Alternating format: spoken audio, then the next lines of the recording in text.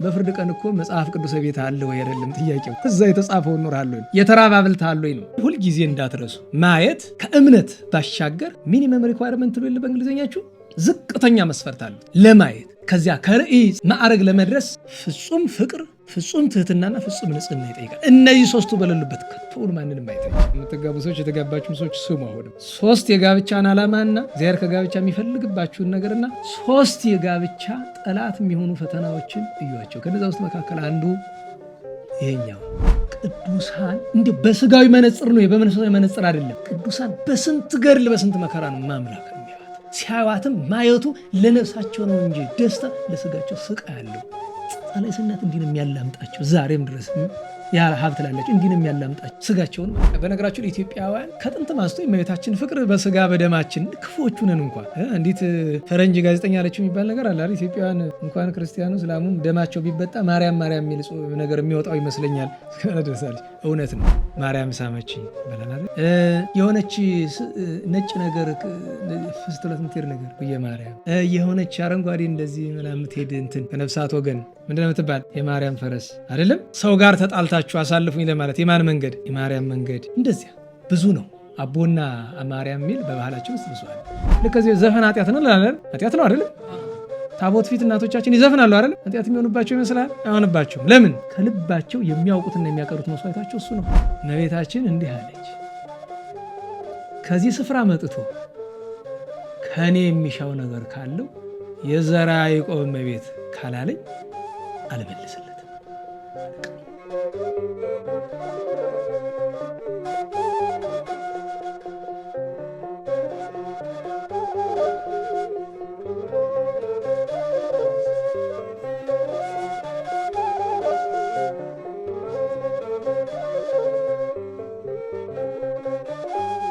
በስመ አብ ወወልድ ወመንፈስ ቅዱስ አሐዱ አምላክ። በስመ አብ ወወልድ ወመንፈስ ቅዱስ አሐዱ አምላክ። በስመ አብ ወወልድ ወመንፈስ ቅዱስ አሐዱ አምላክ አሜን። የአባቶቻችን አምላክ የቸርነት ባለቤት ቸሩ እግዚአብሔር ከዚህ ሰዓት ከዚህ ዕለት ያደረሰን ቅዱስ ክቡር ስሙ የተመሰገነ ይሆን። እንዴት ዋላችሁ? እንዴት ሰነበታችሁ? ቸርነቱ፣ ምሕረቱ፣ ይቅርታው፣ በጎነቱ የባሕርይ ገንዘቡ የሆነ አምላካችን መድኃኒታችን ኢየሱስ ክርስቶስ ለአምላክነቱ እንደሚገባ ቅዱስ ስሙ የተመሰገነ ይሁን። እመቤታችን ወላዲተ አምላክ ቅድስት ንጽሕት ድንግል ማርያም፣ ቅዱስ መስቀል፣ ቅድስት ቤተ ክርስቲያን ያከበራቸው የወደዳቸው ቅዱሳን ሁሉ ስማቸው የተመሰገነ ይሁን፣ ተመሰገነ ይሁን። እንኳን አደረሳቸው።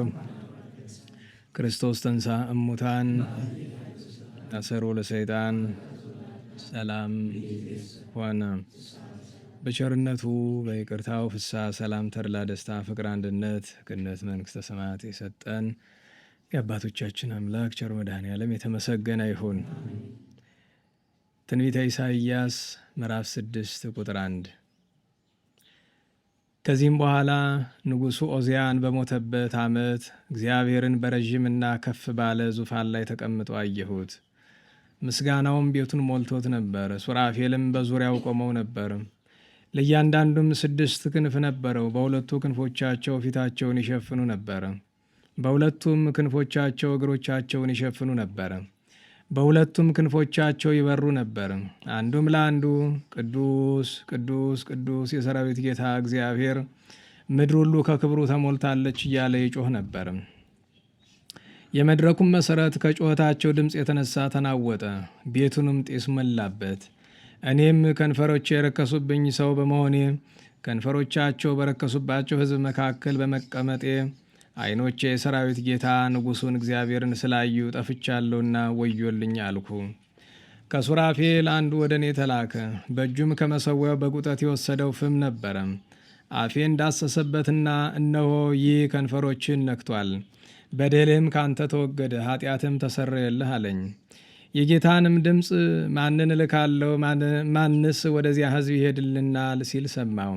እኔም እነሆኝ ጌታዬ፣ እኔን ላከኝ አልኩ። እርሱም ሂድ፣ ይህንን ሕዝብ መስማትን ትሰማላችሁ አታስተውሉምም፣ ማየትንም ታያላችሁ አትመለከቱም በላቸው አለኝ። ስለ ቅዱስ ቃሉ ቸሩ እግዚአብሔር የተመሰገነ ይሁን፣ የተመሰገነ ይሁን። ከበዓሉ ከእመቤታችን በረከት ያሳድርብን። እመቤታችን ቅድስት ድንግል ማርያም በደብረ ምጥማቅ ለ5 ቀናት የተገለጠችበት መታሰቢያ በዓል የመጀመሪያው ቀን ነውና ዛሬ እነዚህን ዕለታት አሁን ባነበብነው ኃይለ ቃል አንጻርነት እንመለከታለን። የትምህርታችን ርዕስ በትንቢተ ኢሳይያስ ምዕራፍ 6 ቁጥር 1 ያለው ኃይለ ቃል ይሆናል። ወምዝ በዓመተ ሞተ ዖዝያን ንጉሥ ርኢክዎ ለእግዚአብሔር።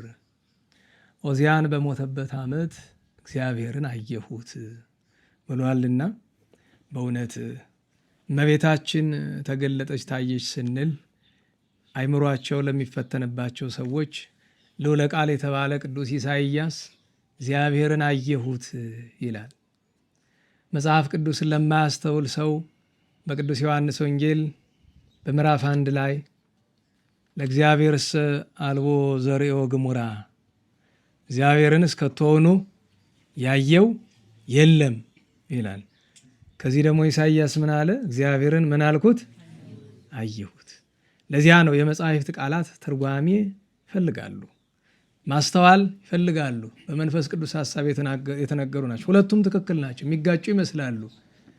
ከዚህ ነቢዩ አየሁት ይላል፣ ከዚህ ሐዋርያው ያየው የለም ይላል። ሁለቱም ትክክል ናቸው።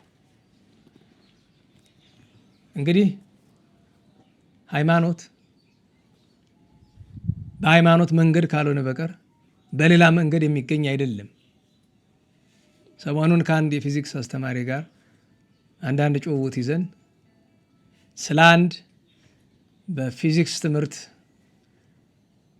ትልቅ በስጋዊ ደረጃ ስታተስ ወይ ደረጃ ከፍተኛ ማዕረግ ያላቸው ሰው በፊዚክስ በመራቀቅ መንፈሳዊውን ዓለም ማግኘት ይቻላል ብለው ያምናሉ። ሰውየው ሲናገሩ ሰማቸው የክፋት አይመስለኝም።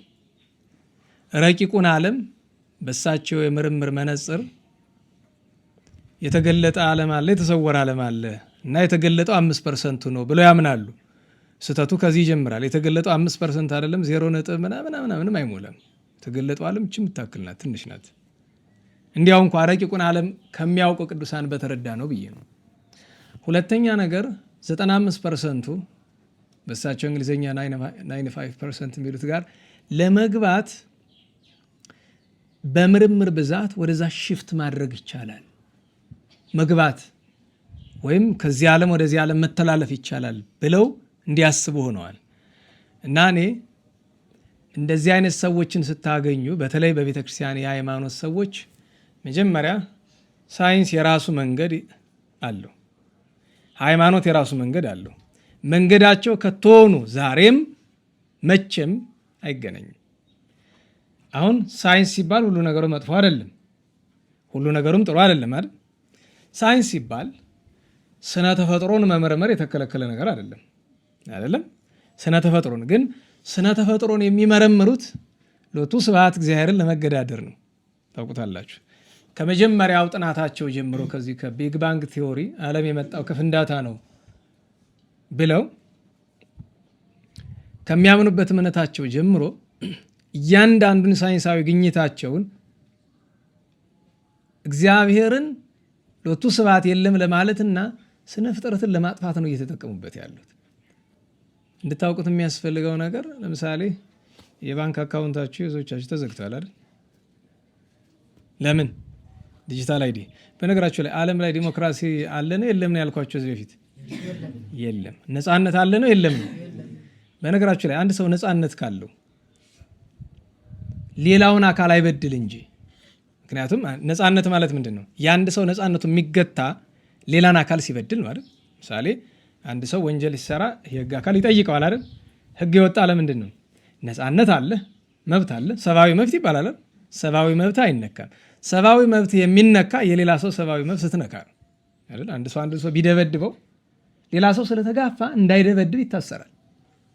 የተገባ ነው አይደለም? ይሄ የተገባ ነው። ነገር ግን እኔ ካልፈለኩስ እገደዳለሁ? አልገደድም። አሁን ሰዎች ምን ይላሉ? ስቴቱ ወይም መንግስቱ ላወጣው ህግ ሁሉ መታዘዝ አለብህ ነው። ዲሞክራሲ እንደሱ አይልም። የዲሞክራሲ ተፈጥሮ እንደሱ አይደለም አይደል? የነፃነት ተፈጥሮ እንደሱ አይደለም አይደል?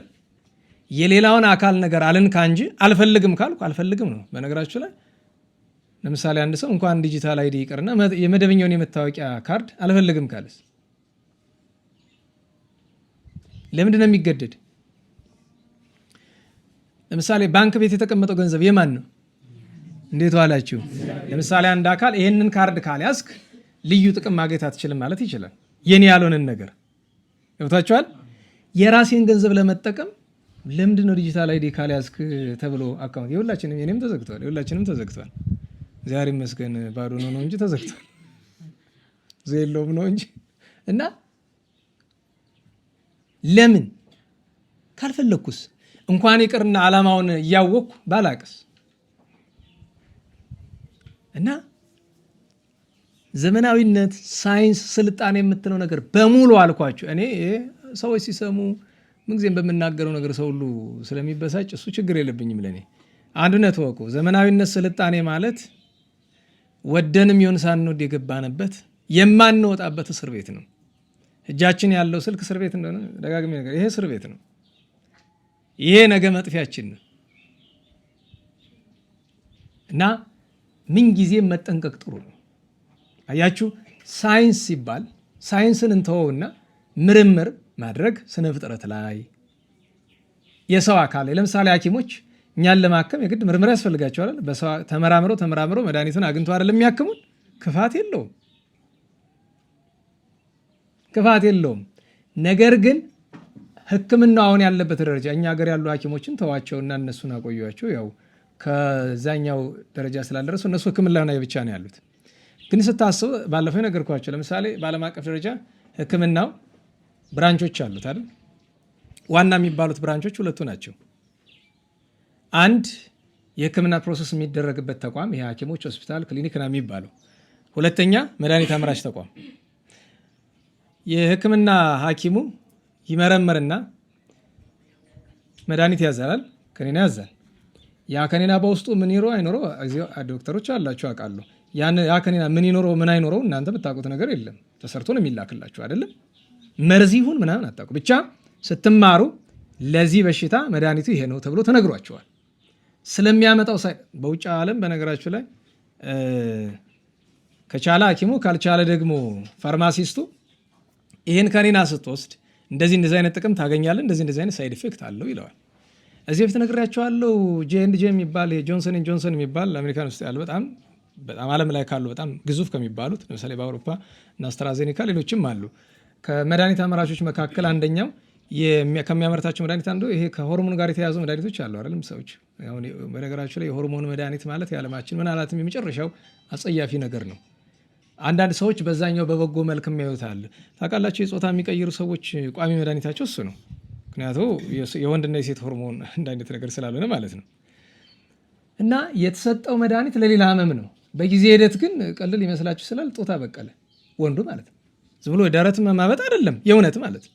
በዛ ምክንያት ተከራክሮ የፍርዱን መጨረሻ አልሰማም እንጂ የመጀመሪያ ውሳኔ $10 ቢሊዮን ተወስኖለት ነበር ለዚያ ሰውዬ። $10 ቢሊዮን ማለት የሀገራችን የዓመት በጀት እንኳ አይሞላም እንደሱ እንድታውቁት። ግን ለዛ ድርጅት እቺ ድቃቂ ሳንቲም ናት እንድታውቁት። ድቃቂ ናት ለዛ መድኃኒት አምራች ድርጅት ገንዘብ አይደለም እቺ። እና ሰዎች አስቡት፣ የሁላችንም መረጃ በአንድ ቋት ውስጥ ይቀመጣል። ሰዎች የሚነግሯችሁ ምንድን ነው? እንደዚህ ጥቅሞች ይነግሯቸዋል፣ ሊኖሩት ይችላሉ። ዋናው ትልቁ ችግሩ ግን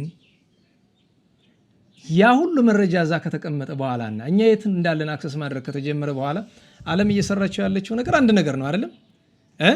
ሁሉንም ነገር ወደ አንድ ማዕከል ማምጣት። አንድ ማዕከል ማለት ነው ወደ አንድ ፓወር ማውጣት ማለት ነው። ወደ አንድ እዝ ማምጣት። ወደ አንድ እዝ መጣ ማለት ያ በመሃል የሚወጣው ያው በአንድ እዝ የሚወጣውን ሕግ በሙሉ ያልፈጸመ አታስታውሱም? በቅዱስ ዮሐንስ ራዕይ ምዕራፍ 13 ላይ የአውሬውን ምልክት ያላደረጉ ሁሉ መሸጥም መግዛትም አይችሉም። በነገራችሁ ላይ የዛሬ 2000 ዓመት አይደለም የዛሬ 500 ዓመት ለነበሩ ሰዎች እኮ መሸጥና መግዛት አይቻልም ቢያሉ ትልቅ ሚስጥሪ ነው። ማለት ምንድን ነው መሸጥ መግዛት? ከዚህ ላይ አደረግኩ አላደረግኩ ከፈለኩበት ገበያ እጄ ገበያ እያለ ነው አይደል የሚያስብ። ከዚህኛው ገበያ እምቢ ቢለኝ ቅዳሜ ገበያ እምቢ ቢለኝ ሰኞ ገበያ እምቢ ቢለኝ ዓርብ ገበያ ሄዳለሁ ነው አይደለም? እንደዛ ነው። የእግዚአብሔር ቃል ግን አስቡት ይኸው ብሎ ደረሰ። አሁን ሰው የሚያስበው እጅ ላይ ግንባር ላይ ስለሚደረገው ምልክት ነው። አሁን እዩት እንግዲህ ከዓመታት በፊት ስንነጋገር የነበረ ነገር ጊዜው ደርሶ ይሄው ዲጂታል አይዲ ስለሌለ ባንክ መጠቀም አትችልም። አሁን ፍጥነቱን አስቡት። ነገ ደግሞ ቀጥሎ ሌላ ነገር ይመጣል። ዲጂታል አይዲ አሁን በካርድ ነው እየተሰጠ ያለው እሱ አይደለም ዓላማው። ከካርድ ቀጥሎ ወደ ሞባይላችሁ ይገባል። ከሞባይላችሁ ወዴት እንደሚገባ ታውቁታላችሁ እናንተ እንግዲህ። እና እውነት ለመናገር ሰዎች ተጨንቀው የሚጠይቁኝ ሰዎች አሉ። እንዴት እናድርግ? እንዴት እንኑር? ምክንያቱም ደሞዝ የሚገባ በዛ ነው። ሰራዊት የጀመረ ዛሬ አይደለም ታውቃላችሁ አይደል? የመንግስት ተቋማትም የግል ድርጅቶችም ካሽ እንዳይከፍሉ ከተከለከሉ ዓመታት አልፏል አይደል? ካሽ አይከፍሉም አብዛኞቹ። ደሞዝ ቤት ነው የሚገባው፣ በባንክ ነው የሚገባው። ያኔ የነበረ መቃወም የሚፈልግ ሰው ጥፋት ሂደት ነው። አሁን ምን ላይ ደረሰ? ያችንን የምፈልጋትን ነገር ካልያዝክ የገዛ ገንዘብህን መጠቀም አትችልም። የሆነበት ምክንያት ይመስላችኋል? ካሽለስ ሶሳይቲ ይባላል። ገንዘብ የሌለው ማህበረሰብ እንፍጠር ይባላል። በመጀመሪያ ደረጃ ገንዘብ ወረቀቱ ነው፣ አካል ነው። ስትመለከቱ እሱም ወረቀት ነው። ተስማምተን ነው ጣዖት ያደረግ ነው እንጂ ግን እሱን ስትመለከቱት እናንተ ልትወስኑበት የምትችሉት ነው። ወረቀት ነው። የሆነ ችግር ይመጣ ቤታችሁ ትከዝኑታላችሁ፣ ከዚያ እያወጣችሁ ትጠቀማላችሁ። ዲጂታል መኒ ግን ምን የለም እኮ ቁጥር ነው። በነገራችን ላይ በቁጥር ላይ ነው ጨዋታ። ባንክ ላይ የሚደረገው እኮ ብሩ ይኑር አይኑር እኮ ጊዜ ይወቀው። ትራንስፈር ታደርጋላችሁ አይደል? ትራንስፈር ስታደርጉ የወረቀት ብሩ ይመስላል ወደዛ የሚሄደው አይደለም እኮ ቁጥር ነው የሚሄደው። ሰው ያ ቁጥር በማን እጅ ነው ያለ? በእናጅሬ ሰው ያን ቁጥር መጠቀም አትችልም ነው፣ መግዛትም መሸጥም አትችልም። እንደዛ ነው አውሮፓና አሜሪካ የሚገኙ ብዙ ይሄ የጥንታዊ ክርስትና ትውፊት አንለቅም ያሉ ሰዎች ባንክ ውስጥ ብዙዎቹ ገንዘባቸውን አያስቀምጡም። በወርቅ በምናምን ነው ቀይረው ቤታቸው የሚያስቀምጡ። ነገ ከነገ ወዲያ አትገዛም አትሸጥም የሚል ነገር ሲመጣ መቼም ወርቅን እምቢ የሚል አይኖርም። ቢያንስ ለዕለት መሰንበቻ ይሆናል በሚል ተስፋ ማለት ነው። እና ሰዎች ሲጠይቁኝ ምላቸው ይኸውላችሁ አሁን እውነት ለመናገር ከዲጂታል አይዲ የከፋ ፓስፖርት ብዙዎቻችን አለን አይደል? ፓስፖርቱ ከዛ የከፋ ነው። በነገራችሁ ላይ ፓስፖርታችሁ ላይ አንዲት ኮድ አለች። ኮዱ ያለች ፓስፖርቷ ላይ አይደለም። ፓስፖርት ስታወጡ የምትሰጣቸው የሆነች ነገር አለች። ከዛ የከፋው ደግሞ የውጭ ሀገር ቪዛ ያላችሁ ሰዎች ካላችሁ ተቀበላችሁ የምታውቁ የኤምባሲው የሆነች ኮድ ይሰጣችኋል። እችን ኮድ እንኳን ጠላት ወዳጅ እንዳያገኘት ነው የሚሉ። በቃ ሁሉ ነገር ግለሰብ እጅ ገባ ማለት ነው። ይሄ የሚባለው ነገር ሳይቀር ከዛ በኋላ መመለጭ እና አስጠንቅቀው ነው የሚሰጧችሁ። ይሄ ባዮሜትሪክ ይባላል አይደል? ሄዳችሁ በአይን በእጅ በምናምን አስታውሳለሁ። እዛ ሰው ሀገር ለመሄድ እዛ ኤምባሲ ተገብቶ ትልቅ ፎጣ አለ አይደል? የተማሪው ምንለው ፎጣ እሱን ራሴ ላይ ትልቅ ነገር ጠምጥም እና ሴትየቱ እንደሱ ነው እንደዚህ ምትወስዳለች። እንግዲህ እንደፈልግሽ ያውለቅልሽ። ሰው እዛ ሲኬድ ፕሮቶኮል አይደል? ሱፍን ለብሰህ ክራባት አድርገህ ምናምን ነው። ለምንድን ነው ክራባትና ሱፍ የማደርገው? ሰው ሀገር ለመሄድ ይቀራላ። በነገራችሁ ላይ እንዴት ዋላችሁ? ጥንቱኑ ለምንድን ነው መንግስት መስሪያ ቤት ውስጥ በተለይ ባንኮች ላይ ለምንድን ነው ሱፍ ማድረግ ግድ ይሆን? ለምንድን ነው በክራባት መታነቅ ግድ ይሆነው? ከየት የመጣ ህግ ነው? በነገራችን ትልቁ ድንቁርናችን ታውቃላችሁ። አንጠይቅም። ለምን አትሉትም? አንዱን አይደለም አንድ ስትሆን ትጠቃለህ። ጠቅላላ ለምሳሌ ባንክ ሰራተኛ ሰብሰብ ብሎ ለምንድን ነው ለምሳሌ ነጭ በነጭ ለብሼ ብሰራስ፣ የሀገሬን ባህላዊ ልብስ ለብሼ ኩታ ለብሼ ብሰራስ ምን ችግር አለው? በነገራችሁ ላይ ያጸይፋል። እኔ ይገርመኛል። በነገራችን ላይ ሚዲያ የከሰዓት ፕሮግራም ሲሆን በዛውም አገልግሎት ስለሚሄድ ትልቅ ኩታዬን አድርጌ ሂጄ አየር ላይ ላይቭ እና ንቀት ነው የሚሉኝ። እስኪ በሞቴ እኔ እኮ አክብሬያችሁ ነው ኩታ የለበስኩ፣ በማክበር ነው ኩታ የለበስኩ። እኔ እንዲያው አስታውሳለሁ አንድ ባለስልጣን ለኢንተርቪው ሲመጣ በመልክ አያቀኝምና ስቱዲዮ መጥቶ አለ እንግዳ መቀመጫ እዛ ተቀመጠ። እኔ ኩታ ለብሼ ሳየኝና እንግዲህ ወይ ቸግሮኝ ለልመና የመጣው ለቅሬታ የመጣው ምናምን መስሎታል መሰለኝ። ከዛ አየር ሰዓት ሲደርስ ገብቼ ሳስተዋውቅ ደም ለበሰ አይኑ። ድምፄ ሲሰማን የመሆኔን አወቀ ማለት ነው። ከዛ ኃላፊ የመታ አደራ እንዲሁ አደራህን፣ አገሪቱም ሰላም የላትም እንዳታናድደው፣ እዚህ በላይ የፈለገውን ተናግሮ ይወጣ እንዳትጠይቀው አደራህን። እሺ ደስ ይበልሽ፣ ጥሩ ሰው ናት። ምንም አልጠየቁትም፣ የፈለገውን ተናግሮ ወጣ። ብጠይቀው ኖሮ መቼም ደም ነበር የሚያለቅስ። ለምን ቢባል ያው እውነት ያለችው የስራ ኃላፊ እንኳን በቤተ መንግስት በቤተ ክህነት ለማግኘት ከባድ ስለሆነ ማለት ነው። በአንዲት ጥያቄ እንኳን አየር ላይ ያውሉ ሚሊዮን ሰው እየሰማ ማለት ነው። እና አሉ የፈለጉትን አለ። ምን ችግር አለ? በቃ ከነኩታይ ተረቱ። ሲያስፈልግ ፎጣ ለብሼ እሄዳለሁ። ምንድን ነው ችግሩ? ፕሮቶኮል ይላቸዋል። ምንድን ነው ፕሮቶኮል? የፕሮቶኮል መለኪያው ምንድን ነው? ማን ባወጣው ፕሮቶኮል ነው የምመራው? ክራቫትን ፕሮቶኮል ያደረገው ማን ነው? የሚያውቃለ መካከላችሁ? ብዙዎቻችሁ ክራቫት ታደርጋላችሁ አይደል? ስራ ቦታ ስትሄዱ ማን ያወጣው? የሱፍን ሱፍ መልበስ ፕሮቶኮል ብሎ ማን ያወጣው? ለምንድን ነው የአውሮፓውያን ባህል ለኢትዮጵያውያን ፕሮቶኮል የሚሆኑ? ለምን? የሚያስገርማችሁ ነገር ለምሳሌ አንድ ደቡብ ክልል ወይ የዶርዜ ወይ የጉራጌ ወይ የጋሞ አለባበስ በመስሪያ ቤት ግድ ቢሆን ሰው አይልም። ምን ይላል? በብሔር የተገፋው ምናምን ነው የሚል። አስቡት። የጋሞ ቢሆን ወይ የዶርዜ ወይ አንዱ ቢሆን እንደዛ ነው ሰው የሚለው። የአውሮፓ ሲሆን ግን የቀኝ ገዢ ሲሆን ማንም አይጠይቅም። ኢቨን ሀገር ውስጥ ገብተን የናይጄሪያን አለባበስ አለ አይደል? እሱ ለምን ፕሮቶኮል የማይሆን? እሱ መስሪያ ቤት ውስጥ የናይጄሪያን አለባበስ መልበሱ ፕሮቶኮል ለምን አይሆንም? የአፍሪካዊነት አለ አፍሪካውያን አለባበስ ለምን? አንድ በፍልስፍና ዓለም ያለ ሰው እንደዚህ ይላል። አንድ ማህበረሰብ ደነቆረ የሚባል መጠየቅ ሲያቆም ነው ይላል። ደህና ዋላችሁ። አንድ ማህበረሰብ ደነቆረ የሚባል መጠየቅ ሲያቆም ነው ይላል። እውነት ነው። ግለሰብም ማህበረሰብም መጠየቅ ሲያቆም ደነቆረ ይባላል። ይሄንን ለምን አመጣኸው ብትሉኝ፣ ሳይንስና ሃይማኖት እየራሳቸው መንገድ ነው ያላቸው። ለመቀላቀል አትሞክሩ። ሳይንሱን ከእግዚአብሔር ጋር እስከማያጣላው ድረስ ተጠቀሙበት። ከሃይማኖት ጋር እስከማይጋጨው ድረስ ተጠቀሙበት። ከሚጋጨው ጊዜ ጀምሮ ያለውን ተዉት። ሃይማኖት ነው። እስከዚህ አይባልም። በተሰጠን ልክ ይዘነው እንኖር እና ሰዎች ረቂቅ ነገር የማይታይ የማይዳሰስ ነገር የለም ሲሉን ቆዩና እንደገና ደግሞ ሊኖር ይችላሉ። አሁን ቅርብ ጊዜ በዩኤፍኦዎች ጉዳይ የአሜሪካ መንግስት የለቀቃቸው መረጃዎች አሉ አይደል? እነዛ 100 ምናምን። አሁን እኛ ስለ ምንድነው ኤክስትራ ቴሬስትሪያል የሚሏቸው ስለ እንደሱ አይነት ነገር እኛ ለመጨነቅ አንሞክርም። በነገራችሁ ላይ ዩኤፍኦ ምናምን የሚለውን ጨዋታ ቀሉን ተዉት። ነገሩ ሌላ ነው። አሁን እዚህ ርዕሳችን አይደለም። እንደ ሃይማኖት ሰው ብቻ ሳይሆን ጥቂት አንዳንድ ነገር ለማንበብ እንደሚሞክር ሰው ብታስቡት ነገሩ እንደሱ አይደለም፣ ሌላ ነው። እኛውን የዩኤፍኦ ነገር አለ የሚያስጨንቀን። ጠዋት ማታ በፈተና የሚጠብሰን ጸላዩ ሰናያት እያለ ስለ ዩኤፍኦ ታስባለህ? ሳንበዲ ከሆነ ከሌላ ዓለም ምናምን ሌላ ዓለም የሚባል የለም። ከዚህ ደመና በላይ ምን እንዳለ ቅዱሳን አይተው ነግረውናል። ጥንት የነበሩት ብቻ አይደለም፣ ዛሬም ድረስ ቀጥሎ ምን እንዳለ ወደ ግራ ብትሄድ ወደ ቀኝ ምን እንዳለ እኮ ይታወቃል። እነሱ በሚሉት ጨዋታ ወይ እነሱ በሚሉት ቀልድ አይደለም። እና መንፈሳዊ ነገር የሚታየው በመንፈሳዊ መነጽር ነው፣ በመንፈሳዊ አይን ነው። ስጋዊ ነገር የሚታየው በስጋዊ መነጽር፣ በስጋዊ አይን ነው። ገብቷችኋል? እንዴት ዋላችሁ? ስጋዊ ነገር የሚታየው በምንድን ነው? በስጋዊ አይን ነው። መንፈሳዊ ነገር የሚታየው በምንድን ነው? ስለዚህ እመቤታችን ስለማየት እግዚአብሔርን ስለማየት ሲነግር ኢሳይያስ እግዚአብሔርን አየው ሲል እና ወንጌላዊ ቅዱስ ዮሐንስ እግዚአብሔርን ከቶ ያየው የለም ሲል ሁለቱም ትክክል ናቸው። እግዚአብሔርን በባህሪው ያየው አንድ ከቶ ነው የለም። እግዚአብሔርን በስጋዊ አይምሮ ተመራምሮ በስጋዊ አይኑ ያየው ከቶ ነው የለም። እንደዚህ ማለት ነው።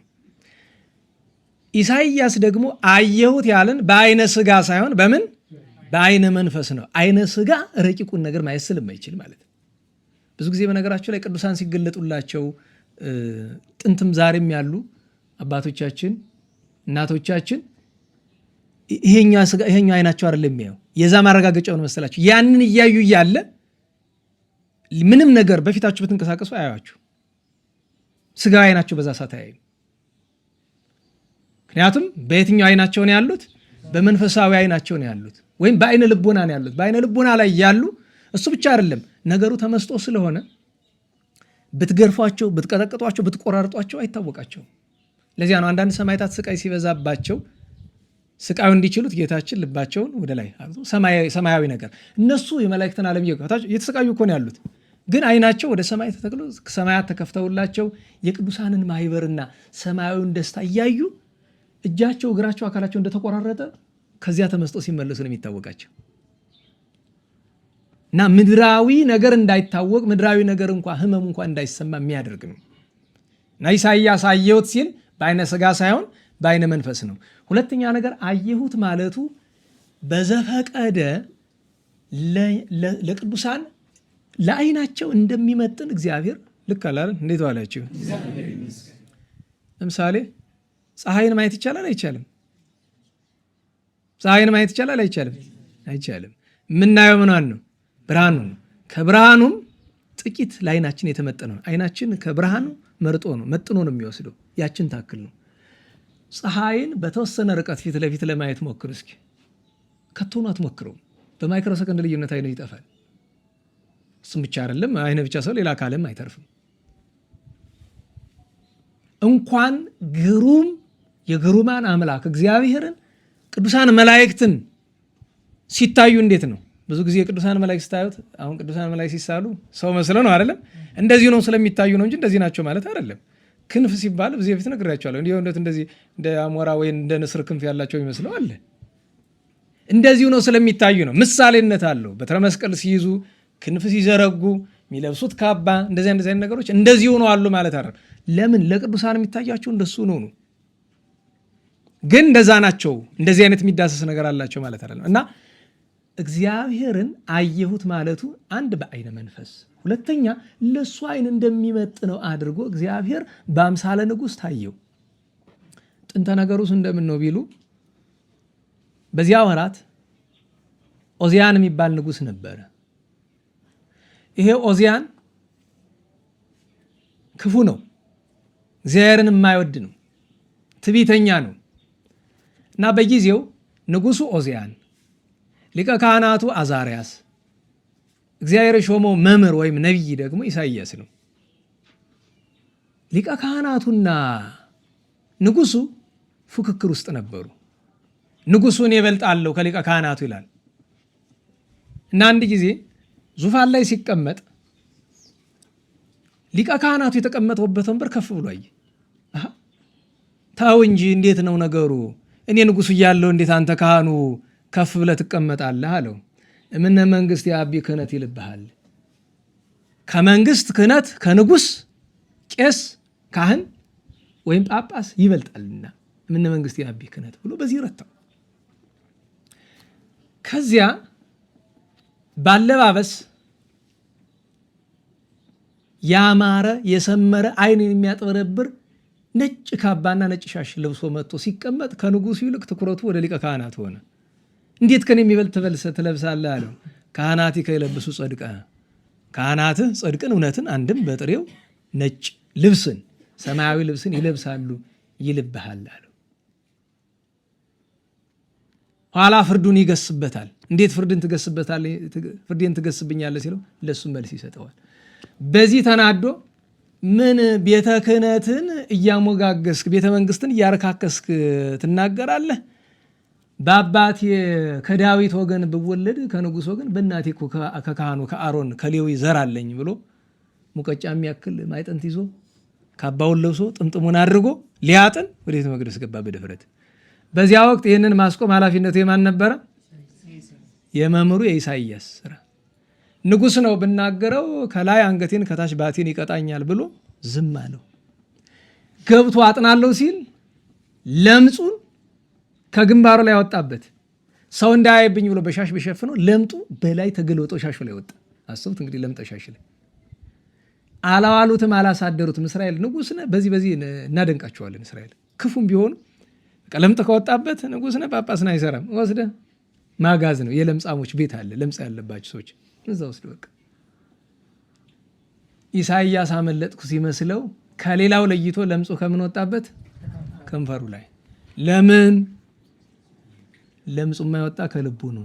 መገለጫውን ሳይ ከንፈሩ አለ እንጂ በልቡ አስቦ በአንደበቱ መናገር ሲገባ፣ በልቡ ተግሳጽን አስቦ በአንደበቱ መናገር ሲገባ፣ በልቡ ከእግዚአብሔር ይልቅ ንጉሥን መፍራት፣ በአንደበቱ ደግሞ እውነትን ሳይናገር ዝም ማለቱ ምክንያት ለምጽ ከከንፈሩ ያ ታላቅ ነቢይ ወጣበት። እሱን ወስደው እዚያ ዘጉበት። ከዚያ ኦዚያን ታሞ ተቀጥቶ በሞተበት ዓመት ላይ ነው ወምዝ አለ። በዓመተ ሞተ ሞተ። ኦዚያን ንጉሥ በሞተበት ዓመት ሪክቦ ለእግዚአብሔር እንዘ ይነብር ዲበ መንበሩ ነዋህ ወብሩህ። እንግዲህ ልብ በሉ ኦዚያን የእስራኤል ምንድን ነው የነበረው? ኧረ በሞቴ እግዚአብሔር ደግሞ ለኢሳይያስ በምን አምሳል ነው የሚታየው? እግዚአብሔር እሰ ንጉሥ ውእቱም ቅድመ ዓለም ብሎ ዳዊት አስቀድሞ ተናግሯል። ይሄ ነገር ከመፈጠሩ 300 ዓመት በፊት አንተ የምትፈራው የምታፍረው ንጉሥ ይኸው ሞተልህ፣ አፈር ሆነልህ። እኔ ግን ዘላለማዊ ሕያው ንጉሥ ይኸው አለ። እግዚአብሔርን በረጅም ብርሃን በተጎናጸፈ ዙፋን አየሁት አለ። ረጅም ልዕልናውን ብርሃን ክብሩን ይገልጣል። አንድም ወደ ሐዲስ ኪዳን ምስጢር አመተን ዙፋን የተባለች እመቤታችን ረጅም አለሳ ቢሉ እመቤታችንን እግዚአብሔርን ልዑል ብለን እመቤታችን ምን እንላታለን? ልዕልት እንላታለን። አርያማዊት ልዕልት ረጅም። ከዚያ ብሩህ አለ የብርሃን እናት ብርሃናዊት ብእሲት እንተ ትለብስ ፀሐይ የሚላት ቅዱስ ዮሐንስ በራእዩ በምዕራፍ 12 ቁጥር 1 ላይ ፀሐይን የተጎናጸፈች የሚላት ያ ዙፋን የእመቤታችን ምሳሌ። ከዚያ በዙሪያው በጌታችን ልክ ንጉሥ በግራ በቀኝ ጃግሬዎች አሉት አይደል? የሚያረበርቡ የሚያጅቡ አሉ አይደል? በዚያ ራያ 40 እንስሳ ኪሩቤል ዙፋኑን ተሸክመው 24ቱ ካህናት ሰማይ 12 በቀኝ 12 በግራ ሆነው 6 ክንፍ ያላቸው ቅዱስ ቅዱስ ቅዱስ እግዚአብሔር ጸባኦት ፍጹም ምሉ ሰማያተ ወምድረ ቅድሳተ ስብሐቲከ በሰማይ በምድር ቅድስናው ክብሩ ጌትነቱ የበዛ ጽኑ ንጹሕ ልዩ ክቡር እያሉ አንድነት ሶስትነትን የመሰከሩ ሲያመሰግኑ አያቸው። ወሱራፊል ይቀውሙ አውዱ አለ በዙሪያው በአምሳለ ንጉሥ ተገለጠለት። አንተ የፈራው ንጉሥ ሞተ፣ እኔ ሕያው ነኝ። አንተ የፈራው ንጉሥ አለፈ፣ እኔ የማላልፍ ነኝ ብሎ ታየው። በዚያ ጊዜ ይህንን ስላየ ኢሳይያስ ምን አለ? ቁጥር 5 መጨረሻው ላይ እኔም ከንፈሮች የረከሱብኝ ሰው በመሆኔ፣ ልብ በሉ ደጋግሜ ነግሬያቸዋለሁ። ውሸታም ሰው እውነት የማይናገር ሰው ከንፈሩ ምንድን ነው? ርኩስ ነው። እናንተን ተውት፣ እናንተን ላቆየው። መድረክ ላይ ቁመን ከኔ ጀምሮ ቄስ በለው ዲያቆን በለው ሰባኪ በለው ጳጳስ በለው ምን በለው እውነትን ካልተናገረ፣ በነገራችን ውሸት መናገር ብቻ አይደለም። ኢሳይያስ ውሸት ተናግሯል? ንገሩኝ። እውነትን ዝም ማለቱ ብቻ እኮ ለምጽ ካስወጣበት፣ ውሸት ስትናገርማ እንዴት ይሆን? በነገራችሁ ላይ አንዳንድ ጊዜ ሰሞኑን ኢንተርኔት ላይ አንድ ሲዘዋወር የነበረ ነገር ነበረ። 2 የእሸት ስንዴ ነዶ የያዘ አንድ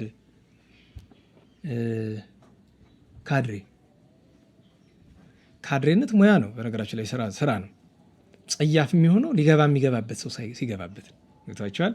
አንድ የሃይማኖት አገልጋይ ካድሬ ሲሆን ችግር ነው። እና ግን በነገራችሁ ላይ እንዴት ዋላችሁ? ጸላይ ሰናያት የእግዚአብሔርን መልአክ መምሰል ይችላል አይደል? ንገሩኝ እንጂ ቅዱስ ጳውሎስ ነግሮናል አይደል? አሁን ለኃጢአተኛ ሰው ጸላይ ሰናያትን ሲያየው ምን መስሎ ነው የሚታየው? መልአክ አይደል? ቅዱሳን እሳ ሲያዩት ደህና ዋላችሁ። ቅዱሳን ሲያዩት ምንድነው ምን ሆኖ የሚታያቸው? ያው ያገጠጠው ጋኔን ነው። እና እንደዚህ ያለው ሰው ምንኩስና ቆብ አድርጎ ያን ልብሱን ለብሶ ምናምን ይታያል። እንደሱ አይደለም። የኛ ኃጢአተኞቹን እንደሱ የሚታየን እንጂ ንጽህና ላለ ሰው እግዚአብሔር ላደረበት ሰው አይፈርድበትም፣ አያሳዝነውም፣ ማለት ትኩረትም አይስብም። ምክንያቱም በቁሙ ያው ጭራቁ ነው የሚታየው። ጸላይ ሰናያት አድሮበታል እንደዛ የሚያደርገው። አባቶቻችን ስለ አንድ ሰው የተናገሩት ነገር አላለ በቅርብ ጊዜ ማን እንደሆነ አንነግራቸውም፣ ግን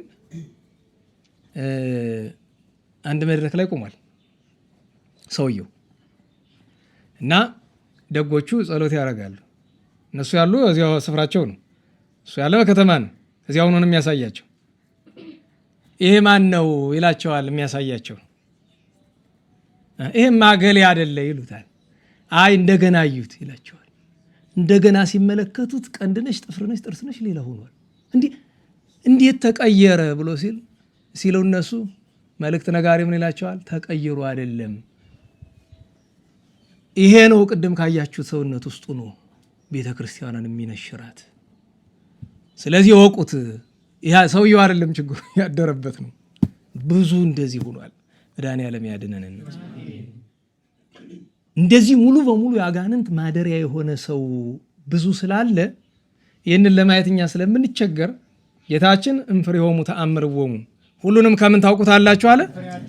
በቅዱሳት መጻሕፍት በቤተ ክርስቲያን ስርዓት የተጻፈውን የሚያደርጉ የሚናገሩ ብቻ አይደለም የሚያደርጉ የሆኑ እንደሆነ እነሱ ከእግዚአብሔር እንደሆነ ይታወቃሉ። ያንን የማያደርግ በሙሉ ሰው ከሁለት አማራጮች መሆን አይችልም። ወይ መንፈስ ቅዱስ ያድርበታል፣ ወይ ጸላዔ ሰናያት ያድርበታል። መንፈስ ቅዱስ እንዲለየው የሚያደርገውን ስራ ከሰራ ማን እንደሚያድርበት ግልጥ ነው እኮ። ከዛ በኋላ እዛ ሰው ጋር ጭቅጭቅ፣ ክርክር አይሰራም። ወይ መቻል ነው፣ አቅሙ ካለህ ደግሞ ዞር በል ማለት ብቻ እንጂ ብትናደደው ፌስቡክ ላይ በጽፎ ፋይዳ የለም። በነገራችሁ ላይ የማንም አንድ ሰው ከመነነ በኋላ የማንም ደጋፊ ሊሆን አይችልም። አንድ ሰው እኔ በግልጽ ልንገራችሁ፣ ላደርገው የማይገባኝ ነገር ያደረግኩትን ልንገራችሁ። አንድ ትልቅ አባት፣ ገዳማዊ አባት ለበጎ ስራ ብለው ይመላለሳሉ። አንድ የሚያሰሩት ቤተክርስቲያን አላቸው። በተደጋጋሚ ስላየኋቸው መታገስ አቃተኝ። ይቅርታ ያደርጉልኝ። አሁን ክፉ ልናገሮት ነው። ምን ነው ምን አጠፋው? ለምንድን ነው ወደዚህ የሚመጡ ወደ ከተማ? ያም ቤተክርስቲያን ላሰራ ብዬ ምን አገባው? ስለዚህ ቤተክርስቲያን ምን ወጡ ነው? ያ ቤተክርስቲያን እሱ የመነኮሱ ደብር ለማሳነጽ ነው። እግዚአብሔር በፍርድ ቀን የሚጠይቀው ደብር አሳንጸሃል ብሎ ነው። ሲመነኩሱ መጀመሪያ ምን ሆኛል ብሎ ነው የመነኮሱ። ሞቻለሁ ብዬ እና የሞተ ሰው ቤተክርስቲያን ህንፃ ማሰራት ምን ያደርግልዎታል? ያሉበትን ትልቅ ማዕረግም አላውቁኝ አይደለም፣ ግን ቅዱስ አባ ገሌ እንደወደቁ አያውቁም። ቅዱስ አባ ገሌ እንደወደቁ አያውቁም። እሱ ከነሱ ይሻላሉ። እና ይቅርታ አድርጉልኝ፣ ከዚህ በኋላ ይምጡ። ቢያንስ ከመጡ ደግሞ እንዳንገናኝ እኔ ጋር በቃ ያየሁት እኔ ሁለት እጥፍ እሱ በቅድስና በመንፈስ ቅዱስ ሊጠበቁ ይችላሉ። እኔ ግን ዛሬ ነገ እንደዚህ እያልኩ ከምጨነቅ አይምጡብኝ ወደ እኔ። ደህና ዋላችሁ። ምክንያቱም አንድ መነኩሴ ለዛ እኮ እነ ቅዱስ አርሳኒዎስ የሆነ ነገር እንኳን ሌላ ይቅርና ማለት ነው በዚህ ሀገር ያሉ ምዕመናን ካዱ ቢባሉ አንድ መነኩሴ ለስብከት ይወጣ ይመስልሃል? አይወጣም። እዚያውኑ ያዝንላቸዋል፣ ያለቅስላቸዋል እንጂ አይወጣም። ሞቷል አይደለም እኮ ለዓለም ሙት ነው። ሳምንት ብለን የለ ለዓለም ሞቷል። ያንን ሊያደርግ የሚችልበት ብቸኛው መንገድ እግዚአብሔር ቢያዘው ነው። ለሱም ጥንቃቄ አባ መቃርስን አታስታውሱም? ለ5 ዓመት ሙሉ ወደ በረሃ ውረድ፣ ከተማ አይደለም በረሃ ውረድ ሲባል እሺ አለ፣ እምቢ። ኢትዮጵያዊ ጻድቅ አቡነ መልካ ክርስቶስ ምንድን ያደረጉ? ሂድና ስበክ አላቸው። በጣም ሊቅ ናቸው፣ የተማሩ። ስበክ አላቸው። የእግዚአብሔር መልአክ መጥቶ አስባችሁታል? የእግዚአብሔር መልአክ እኮ ነው ብላችሁ፣ ተርታ ሰው አይደለም፣ ምድራዊ ሰው አይደለም፣ የእግዚአብሔር መልአክ። 2 ጊዜ የእግዚአብሔር መልአክ መጥቶ እምቢ አሉ። በሶስተኛው የጌታችን ራሱ መጣ። ይሄኛው የአቡነ መልካ ክርስቶስ አይደለም፣ የአባ ጰላን ነው። ይቅርታ፣ የአቡነ መልካ ክርስቶስ ሌላ ነው ታሪኩ። እኔ አባ ጰላን 2 ጊዜ የእግዚአብሔር መልአክ እንዲህ ብሏቸው እምቢ አሉ። በሶስተኛው ጌታችን ራሱ መጣ። የኔን መልእክተኛ ንቀህ ነው ወይስ አቃለህ? ጌታዬ እኔ ትቢያ ነኝ፣ እንዴት ብዬ ንቃለሁ አቃላለሁ? እና ምን ሆንክ? ታውቀዋለህ ጌታዬ፣ እኔ ውጭ ወጥቼ አልተርፍም። እንኳን ሌላ አሉ ያለብኝን መንፈሰ ትዕቢት ታውቋል። አስቡት፣ በንጽህና በገዳማዊት የሚኖሩ ክርስቶስ መድኃኔዓለም በአካል የሚታያቸው። ብልህ ነህ አላቸው፣ አስተዋይ ነህ፣ ደስ ይበልህ፣ ያንን አርቄልሃለሁ፣ ግን ማስተማርህ ፈቃዴ ነው። ደስ እንዲል በረቂቅ አይደለም በግዙ ይውጣልህ፣ ጀርባ እንዳስተዋሉት። ያ መንፈሰ ዝሙት እንዲያ ከበቁ አባት ጀርባቸው ላይ በአምሳለ ግብር ጸልም ይላል። ትልቅ አንድ ስም ያክል ነገር አውጡ ጥለው መሬት ላይ ረገጡት። ከዚያ ጊዜ በኋላ ወጥተው ያስተማሩት ትምህርት ፍሬ ያፈራላቸው። አቡነ መልካ ክርስቶስ ግን አላስተምርም ብለው በረፍታቸው ጊዜ እግዚአብሔር መልአክ ቢገስጻቸው የተማሩት ትምህርት ባፍንጫቸው ወጥቶ ተነነ ይላል። አስተምር ተብሎ ታዘው እምቢ ስላሉ ግን ከሰማያዊ ክብር አላጎደላቸውም። ለምን? መነኩሴ ናቸው። ከባቴ አልወጣም። አባ አርሳኒዎስ እና አባ እንጦንስ ያደረጉትን ሰምታችሁ ይሆናል አይደል? ተመሳሳይ ታሪክ ስለሆነ ነው። አንድ መነኩሴ መጥቶ አባቴ ያለው አባ አርሳኒዎስና ቤት እኔ ምንም አይነት የመንኩስና ስራ የለኝም፣ አልጾም፣ አልጸልይ፣ አልሰግድ፣ ምን አደርጋለሁ? በከንቱ ገዳም ላይ ተቀምጬ ከተማ ብሄድ ይሻለኛል አሉ። ምን አሉት? የእኔ ልጅ አትሂድ፣ አርፈ ተቀመጥ። እንደዚሁ እሳት ሊበለኝ አይደል? አይበላህም። አንድ መነኩሴ ከባቱ ከመቀመጥ በላይ ጽድቅ የለው። እንዳትረሱ። ደህና ዋላችሁ። ለአንድ መነኩሴ በገዳም ከመቀመጥ በላይ ጽድቅ የለውም። ስለዚህ ሲርብህ ብላ፣ ሮብ ዓርብ ጠዋትም ቢያምርህ ብላ አሉት። ብላ፣ እንቅልፍ የፈለግከውን ያክል ተኛ፣ ጸሎት እምቢ ካለ ተው፣ በቃ ዝም ብቻ እንዳትለቅ። ቅዱሳን ናቸው እንደዚህ የሚሉ እና ቅዱስ አርሳኔዎስ ናቸው። ኋላ የመነኩሴ የተወሰነ ጊዜ ሲርበው እየበላ እየተኛ እየቆየ ሰው አይደል ትንሽ ደግሞ መንኩስናው ስላለ አይ እየጸጸተው መጣ። ማልሞክረው ይልና አንዲት የዳዊት መዝሙር ማንበብ ጀመረ። አንዲት መዝሙር አንዲት ደግሞ ለቀን ከዛ እየቆየ እስቲ አንድ ሊጨምርባት እያለ ሁለት እያለ ዳዊቱን ለመደውና በጣም ዳዊት ወዳጅ ሆነ። ጾሙን እስቲ እስከ 3 ልቆይ ይላል። ደግሞ እሷን ለማድረስ 5 እያለ በ4 ሰዓት አንድ የሚመገበው ነው። እንቅልፉን እስቲ ልቀንሰው እያለ ልክ እንደ መነኮሳት 3 ሰዓት ብቻ የሚተኛ ሆነ። በቅቶ አረፈ። ደህና ዋላችሁ። የዚያ ሁሉ ነገር መሰረቱ ግን ምንድናት? አጽንኦ በአቷ ናት። ያቺ ናት መሰረታዊ ነገር። እንዴት ዋላችሁ? እና ለአንድ መነኮስ ሰባኪነት መደበኛ ስራው አይደለም። እንዲህ ስላችሁ ደግሞ በስብከት የምታውቋቸውን መነኮሳት ወደ መንቀፉ እንዳትሄዱ፣ እንደሱ አይደለም። በነገራቸው እንዲሁም እነዚህ መነኮሳት በተለይ ስለ አንድ ሰው እንደማወራ ይገባቸዋል። ሌላውን አላውቅም፣ ግን ቢያንስ በገዳማቸውን የሚያስተምሩት ትምህርት ይሻላል። ጥሩ ነው። ሰው ሳይፈትኑ እሳቸውም ሳይፈተኑ ማለት ነው። ወጥቶ እየተዞረ የሚደረገውን እግዚአብሔር ያውቅላቸው። ያላውቅም ተርታ ሰው ነኝ። ስህተት ነው ወይ እግዚአብሔር ያውቃል። ሊሆንም ላይሆንም ይችላል። እንዴት ዋላችሁ? የኢትዮጵያ ኦርቶዶክስ ተዋሕዶ ቤተክርስቲያን ትልቅ ፈተና ውስጥ ነው ያለችው። ከውጭ አይደለም ከውስጥ አውቆ ከሚያጠፋው በላይ ግድ የለሹ መብዛቱ። ስለሳቸው አይደለም ማወራው። በእርግጥ ግን እና ለሁሉም እግዚአብሔር መድኃኔዓለም ሁላችን ይቅር ይበለን። ኢሳይያስ ለምጽ ወጣበት። ከዚያ ከንፈሮቼ የረከሱብኝ ሰው በመሆኔ ከንፈሮቻቸው በረከሱባቸው ሕዝብ መካከል በመቀመጤ ዓይኖቼ ሰራዊት ጌታ ንጉሡን እግዚአብሔርን ስላዩ ጠፍቻለሁና ወዮልኛል። ልብ በሉ፣ ቀላል ነገር እንዳይመስላችሁ። አታስታውሱም? በመጽሐፈ መሳፍንት ምዕራፍ 13 ላይ ማነው የእናንተ እኩይ ሶምሶን ወላጆች የእግዚአብሔርን መልአክ ካዩ በኋላ ምንድን ያሉት? እንሞታለን። ለምን? የእግዚአብሔርን መልአክ ዓይን በዓይን አይተናልና። ቀላል ነገር አይደለም ማየቱ። ከዚያ ታሪክ አለው። ከ24 ካህናት ስም አንዱ ሱራፊ መጥቶ በእሳት ጉጠት ከንፈሩን አስነካው። ባቶቻችን ምሳሌ ይኖራል። ፍም የስጋው ደሙ፣ ጉጠት የርፈ መስቀል፣ አንድም የእደ ካህናት አንድም የስልጣነ ካህናት ምሳሌ ብለዋል። እዚያ መሰዊያው ላይ ነው ያመጣው። እዚያ መሰዊያው የምስዋው የመንበሩ የታቦቱ ምሳሌ አንድም ለእመቤታችንም ተቀጽሎ የሚነገርበት አንቀጽ አለ። ከዚያ ከንፈሩን አነጻው። ኋላ ግን ጌታችን ምን አለ? እሱ መልአኩ ኃጢአት ተሰረየልሃል ከንፈር ነጽቷል ካለው በኋላ የጌታን ድምፅ ሰማው አለ። ቁጥር 8 ላይ ማንን እልካለሁ ይላል እግዚአብሔር። ድሮ ብቻ አይደለም ዛሬም። እችን ርዕስ ለመጀመሪያው ጊዜ በስብከትነት ያስተማሩባት መምህር አሁን ባህር ዳር አሉ። የሊቀ ሊቃውንት ዕዝራ ደቀ መዝሙር የነበሩና አረሳትም የልጅነቱን ነው መሰል። አንዳንዱ ርዕስ አይረሳም። እሳቸው ስም ከምጠራ ብዬ ነው። በትርጓሜ የሚታወቁ ሰው ናቸው። እንግዲህ መነ እፌኑ ነው ሀበ ሕዝቤ፣ ወደ ሕዝቤ ማንን እልካለሁ ማንስ ወደዚያ ሕዝብ ይሄዳል ብዬ የሚል እንሰማዋልና ከዚያ ቀጥሎ ምንድን ነው የሚለው? እኔም እነሆኝ ጌታዬ እኔ ላከኝ። በቃ ተቀጥቶ ምሕረት አግኝቷል፣ ረክሶ ተቀድሷል። ከዚያ በኋላ ምን አለ? እኔ ላከኝ። ከዚያ በኋላ ስታስቡት ኢሳይያስ በትንቢት እስከ 70 ዘመን ድረስ ኖሯል። ሲፈራ እናውቀዋለን? ንገሩኝ። ኧረ በሞቴ ሲሸሸግ እናውቀዋለን? ሀቅ ሲሰውር እናውቀዋለን? ዝም ሲል እናውቀዋለን? እንዲያው እንኳ አለባብሶ መናገር እኮ የለም። ሕዝቅያስን ያክል ጻድቅ ንጉሥ እንኳ እንደሚሞት ኢሳይያስ ባወቀ ጊዜ ሄዶ ምንድን ነው ያለው? ቤትን ስራ ትሞታለህ፣ በጥሬው ማለት ነው ትሞታለህ። ልክ አባ ተክለ ማርያም ቅድም አንድ ሰው ሲጠይቀኝ ስለነበር አጋጣሚ ዛሬ ደብረ ምጥማቅ ያው ክብረ በዓሉ የሚከበርበት ቦታ ስለሆነ መቃብራቸው እና አንድ ሰውዬ መጣ። ጥበቃ ነው፣ እዚህ የግብርና ዘበኛ ነው። እና ሚስቱ ታማ 2 ዓመት ያልጋ ቁራኛ ናት። ካልጋ አትነሳም ጨርሶ። እና እባክህ ለሚስቴ እባክህ ቸርነት አድርግ እባክህ ጸልይላት ይለዋል። እና ይህ ሰውዬ የአባ ተክለ ማርያምን ገላ የሚያጠብ ብቸኛው ሰው ነው። አንደኛ የማጠብ ፍላጎት ያለውም የለም፣ ብትሉትም እሺ አይልም። እሱ ከፈለገ ውጭ መነካት አይፈልግም። ገላው የሚታጠበው ከብዙ ጊዜ በኋላ ቢሆንም እንኳ ያችን የምትቀመሰው ነገር ግድ እያለ እንካ እባክህ ቅመስ የሚለው ነው። እና በጣም ለመንከባከብ ይሞክር ነው።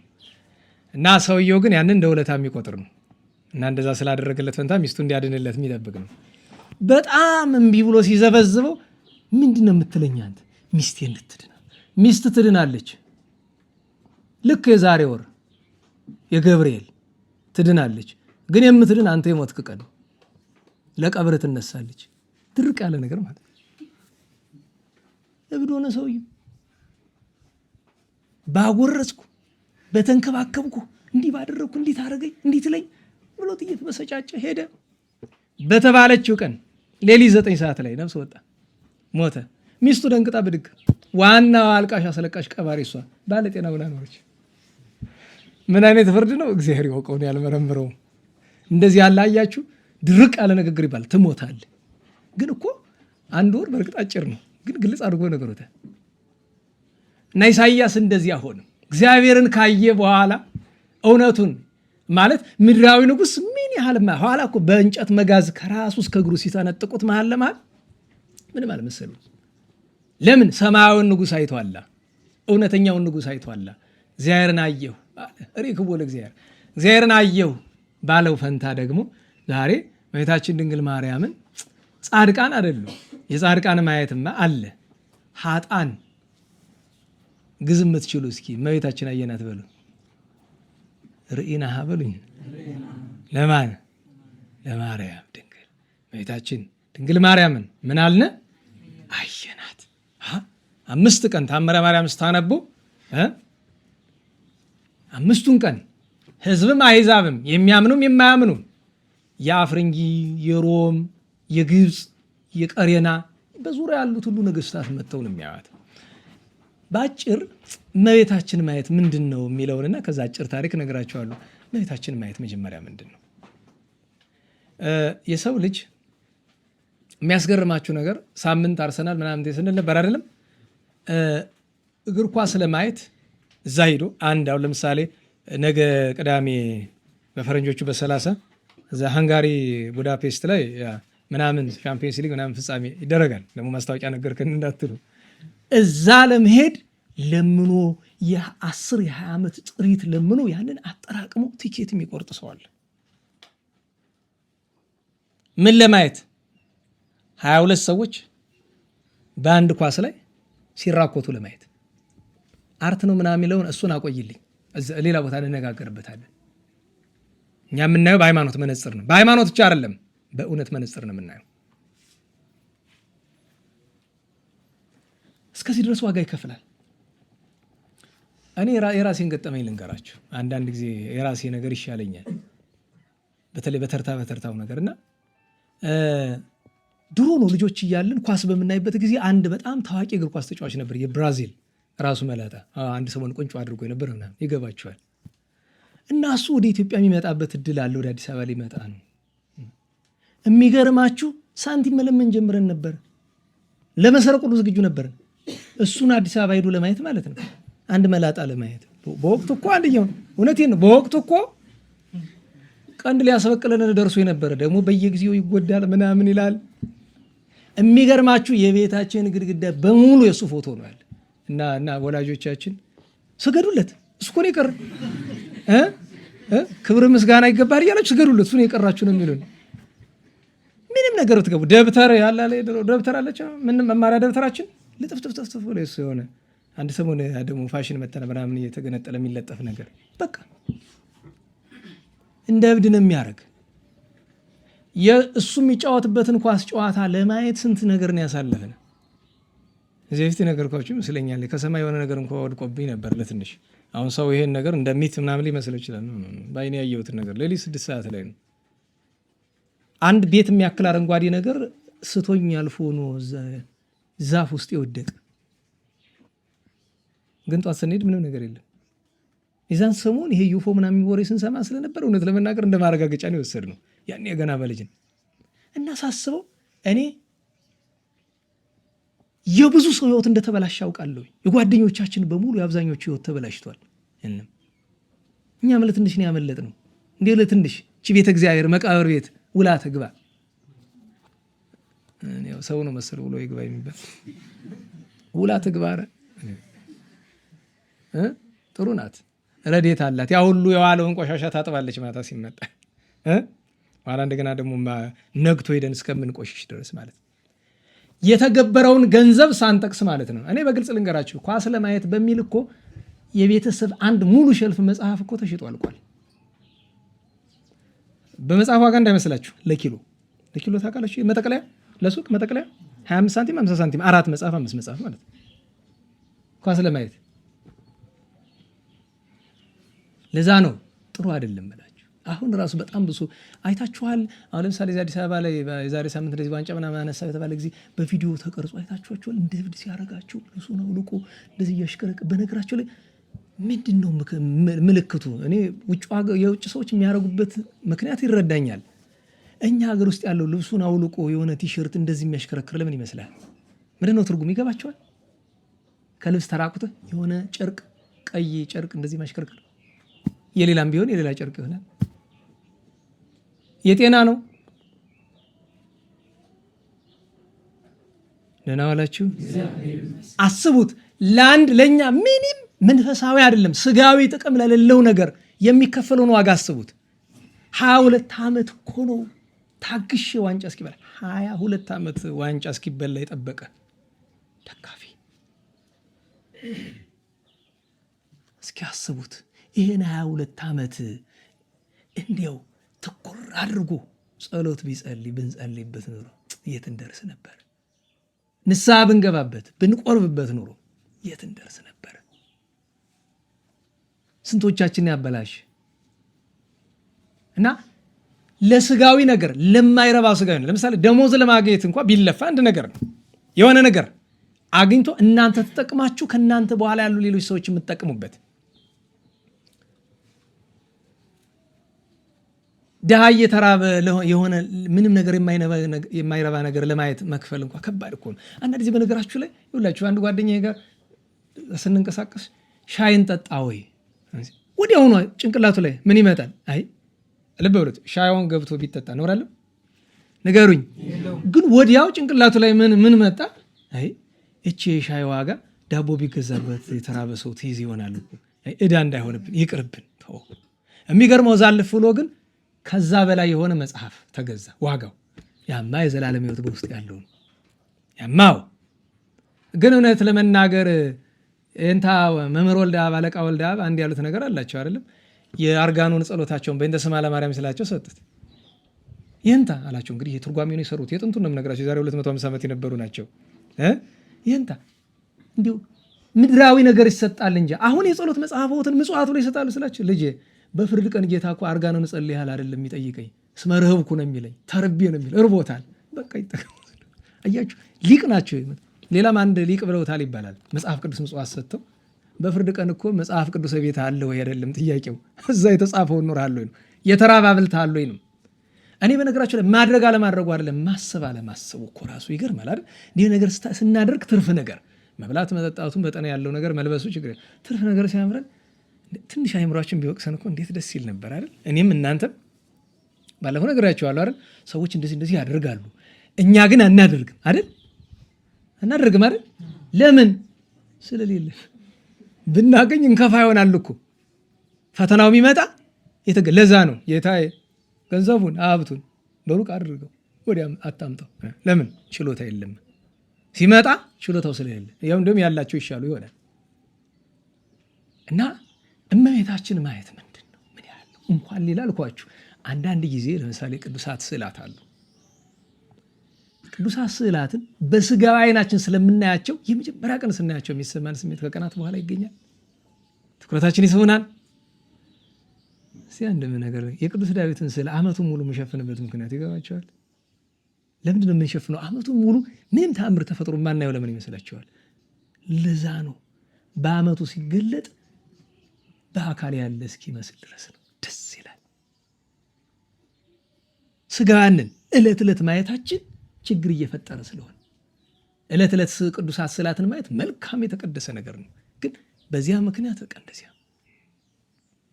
ተጋርቢ ነው።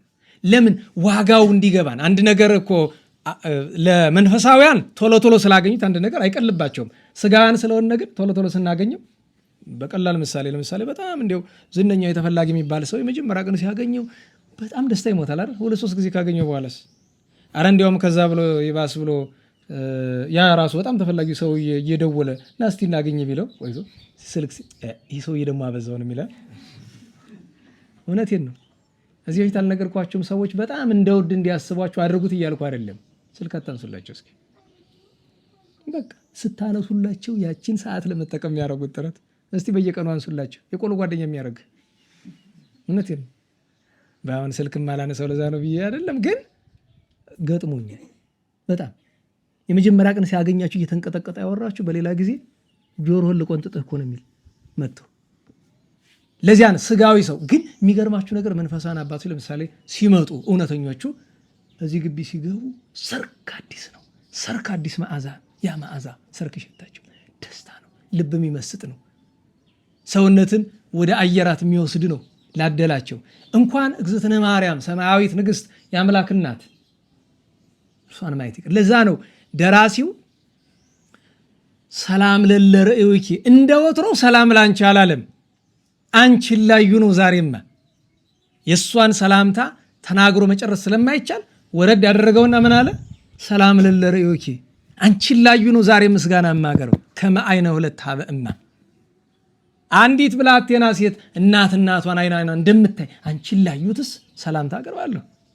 መዋዕል ሐምስ ከይትፈጸማ 5 ቀኖች እስከሚፈጸሙ ድረስ ማርያም ንግሥት ውስተ ደብረ ምጥማቅ ከተማ በደብረ ምጥማቅ ከተማ ንግሥት ሁነሽ የታየሽ በንግሥትነትሽ የተገለጥሽ ድንግል ማርያም ሆይ ብፁዓት። አሁን በምስጋና ወደዚህኛው ነው ያደላሁንም ወደ ተመልካቾቹ ብፁዓት አይንት ዘነጸራኪ በግርማ አንቺን በግርማ ያዩ አይኖች ብፁዓት ምን ይረቁ፣ ምን ይደንቁ፣ ምን ይመሰገኑ ንዑዳት ክቡራት ናቸው። ወብፁዓት አይጋር ቅድሜኪ ዘቁማ ከፊት በነገራቸው ላይ የሰላሞችንም ጨምሮ የካህዲያንን እግር ጨምሮ ማለት ምስጋና ቀርቦላቸዋል። እመቤታችን ፊት ስለቆሙ ተፈቅዶላቸው እንዲያዩት እግዝእትነ ማርያምን ተፈቅዶላቸው። ጥንተ ነገሩስ እንደምን ነው ቢሉ ጌታችን በስደት ምድረ ግብፅ ወርዶ እያለ ሀገረ መጣሪያ የሚባል አለ፣ ሀገረ ምሕጻብ የሚባል ከጎኑ አለ። አብዛኛው በምስር ዙሪያ ያለ ነውና ምስር ሲባል የአሁኗ ካይሮ ብቻ አይደለች። ምስር ማለት ጥንት የግብፅ ራሱ ስሟ ማን ነው? ምስር ነው የምትባል የነበረው፣ ኢጅፕት ሳይሆን ምስር ነው የምትባል የነበረው። እና ከዚያ ጌታችን ማየ ምሕጻብ ይባላል። ምሕጻብ መታጠቢያ ነው። ከዚያ ቦታ ላይ ጌታችን ያፈለቀው ጸበል እንደዚያ ስላለ ምጥማቅ የተባለበት ምክንያቱም እሱ ነው። እንግዲህ ምጥማቅ ምን እንደሆነ ትርጉሙ ይገባቸዋል መቼም። እዚያ ተታ ውስጥ አልገባም። እና እዚያ ውስጥ ገብቶ ጌታችን እዚያ እያለ ለእመቤታችን አንድ ነገር ነገራት። እናቴ ሆይ በኋላ ዘመን በዚህ ስፍራ ቤተክርስቲያን ይታነጻል፣ በስምሽ ቤተክርስቲያን ይታነጻል፣ ብዙ ተአምራት አደርጋለሁ በስምሽ፣ አንቺ ከወዳጆች ጋር እንድትገለጭበት ስፍራውን ቃል ኪዳን ሰጥቼሻለሁ፣ ደስ ይበልሽ ብሎ አላት። እመቤታችን በደስታ ያን ቃል ኪዳን ተቀበለች። ጊዜው ደረሰና የተሰራችው ያቺ ስፍራ በ4ኛው መቶ ክፍለ ዘመን ነው። በቅዱስ ቴዎፍሎስ ነው። በተወዳጅ ሊቀ ጳጳሳት ዓለም እመቤታችን ስለሚወዷት ከሚጠላቸው ሰዎች መካከል ከግብፅ ቅዱስ ቴዎፍሎስን፣ ከኢትዮጵያ አጼ ዘርዓ ያዕቆብን ነው። ደብረ ምጥማቅ ስንል ቀድሞ የሚመጡ ሁለቱ እነሱ ናቸው። የኢትዮጵያን ደብረ ምጥማቅ የሰራት ጻድቁ ንጉሥ ዘርዓ ያዕቆብ ነው። የግብፅ ግን የሚገርማቸው የግብፅ ታምራት መገለጽ የጀመረው ግን በኋላ ነው። እነ ቅዱስ ቴዎፍሎስ መጀመሪያ እነሱ ለግል ነበር የሚያዩት፣ በጋድ የመጣ በኋላ ነው። ቤተክርስቲያኗ ከተሰራች በኋላ እንደ ተአምር መገለጫ ሆነች። እመቤታችን አማላጅነቷ፣ ረድኤቷ፣ ድንቅ ሰሪነቷ የሚገለጥበት ቦታ ነው። ከብዙ መቶዎች ዓመታት በኋላ ቤተክርስቲያኑ ከተሰራ በኋላ በአንድ ሌሊት ላይ የሆነ ነገር ያሉ ከቤተክርስቲያኑ ቀመር ላይ ወይም ጉልላቱ አካባቢ እና ቤተክርስቲያኗ የተሰራችው በመርከብ ምሳሌ ነው። ሐመረ ብርሃን የሚሏት ለዛ ነው። ሐመረ ብርሃን የብርሃን መርከብ ነው አይደለም? በአንድም በምስጢሩ ሐመረ ብርሃን የምትባል እመቤታችን ናት። የብርሃን መርከብ እመቤታችን ናት። እችኛይቱ ቤተክርስቲያን ሐመረ ብርሃን ብለው ስም ያወጡለትና አቃቤ ሰዓት ከብቴ የደብረ ምጥማቅን እነሱ ናቸው። በዚህ ምክንያት ነው ሐመረ ብርሃን ደብረ ምጥማቅ አሏት። ኢትዮጵያ ውስጥ ካሉ ጥንታውያን አብያተ ክርስቲያናት በደብረ ምጥማቅ ስም ምናልባትም ሁለተኛዋ ሳትሆን አትቀርም። የመጀመሪያዋን አፄ ዘርዓ ያዕቆብ አሰራት። ሁለተኛዋን ደግሞ እንግዲህ በመሀል ሌሎች ያሰሩትን የሳትኩት ሊኖር ይችላል፣ ግን በታሪክ የምናውቀው ሁለተኛው ይሄ ነው። ከዚያ ላይ ምክንያት የሚመለከቱ ምንድን ነው? የብርሃን መርከብ የሚመስል ነገር አለ። ከርቀት ስለሆነ ጉልላት ከፍ ያላለ ብዙ ጊዜ የሚሰራ የብርሃን መርከብ ይመስላል። አንዳንድ ጊዜ አይኔ ነው የሚያስብል ነገር ይኖራል አይደለም? ከዚያ ላይ የሆነ ሰው የተቀመጠ ይመስላል፣ ደግሞ ብዙ ሰው በዙሪያ ያለ ይመስላል። እንደዚህ አይነት ነገር ተመለከቱና ግራ ገባቸውና መነጋገር ጀምሩ። እየቆየ እየጎላ ይሄዳል። ኋላ ምን ተባሉ? መልእክተኛ እንላክ ወደ በከተማም በምንም ላሉ ወደ ሊቃውንትም ወደ አባቶችም እንላክ ተብሎ ሲባል አይ ቆይ እስቲ ድንገት የጠፋ እንደሆነ እንዳናፍር ሲቆይ እንጋተባል። ሲነጋም አለ። ከዚያ እየተጠራሩ መምጣት በመጀመሪያው ዓመት የአካባቢው ሰውን የተመለከተው፣ በሁለተኛው ዓመት ወደ ግብፅ እየሰፋ፣ በሶስተኛው ዓመት ወደ አፍሪካ ዙሪያ፣ በአራተኛው እያለ እስከ ምስራቁና እስከ ምዕራቡ ዓለም ድረስ ዜናው ተዳረሰ። ኋላም እመቤታችን ስትገለጽ ቃል ኪዳኑ ስለምትነግራቸው ለጊዜ 5 ቀን እንደምትመጣ ስለምትነግራቸው የዓመት ቀጠሮ ነው። ይሄ ፒልግሪም ይባላል አይደለም? መንፈሳዊ ጉዞ አለ አይደለም? የሃይማኖታዊ ጉዞ። ያው ብዙ ጊዜ የሃይማኖታዊ ጉዞዎች ከባዶች ናቸው በእኛ ዘመን። በዛ ዘመንም በነገራችሁ ላይ እመቤታችን ሊያይ የሚሄድ ሰው ሁሉ ጽድቅ ይሰራል እንዳይመስላችሁ፣ ሁሉ ተጠቅሞ ይመጣል እንዳይመስላችሁ። ለዚያ የሚገባውን ጥንቃቄ የሚያደርግ ብቻ ነው። ምክንያቱም እዚያ ሄደው ለማሾፍ ለመዘባበት የሚሄዱ እኮ ነበሩ። ግን እዛ ሄዱ ያዩትን ነገር ችግር ነው። እንኳን ሊዘባበቱ ወይ ያምናሉ ወይ ደንግጦ ይሸሻሉ፣ ባዩት ነገር ምክንያት ማለት ነው። ምክንያቱም ከዛ ሄደው ብዙ አረማውያን ያምኑ ስለነበረ፣ በተለይ እስላሞቹ ዘመኑ እስላሞቹ የነገሱበት በግብፅ ስለነበረ ማለት ነው። እና ትልቅ ዓመታዊ የ5 ቀን ክብረ በዓል ሆነ። ቀድሞ ይመጣሉ። ከ20 ምሽት ጀምሮ ከግንቦት 20 ምሽት ጀምሮ ይጠባበቃሉ። ከሰማይ መጀመሪያ ቀድሞ የብርሃን ምሰሶ ይዘረጋል። የብርሃን ምሰሶ አይተናናቅም። በምን ቋንቋ እንረዳዳው? በዚያ ላይ የብርሃን ምንጣፍ ይዘረጋል። የብርሃን ድባብ ይጣላል። የብርሃን ዙፋን ይቀመጣል። እመቤታችን ድንግል ማርያም ስትመጣ አይላፋት መላእክት ሱራፌል ኪሩቤል ይመጣሉ። ማይጠንት ይዘው እያጠኑ አብረው ዘወትር የማይለዩት እነሱ ናቸው። 24 ካህናተ ሰማይ ይመጣሉ። ከዚያ ቻይና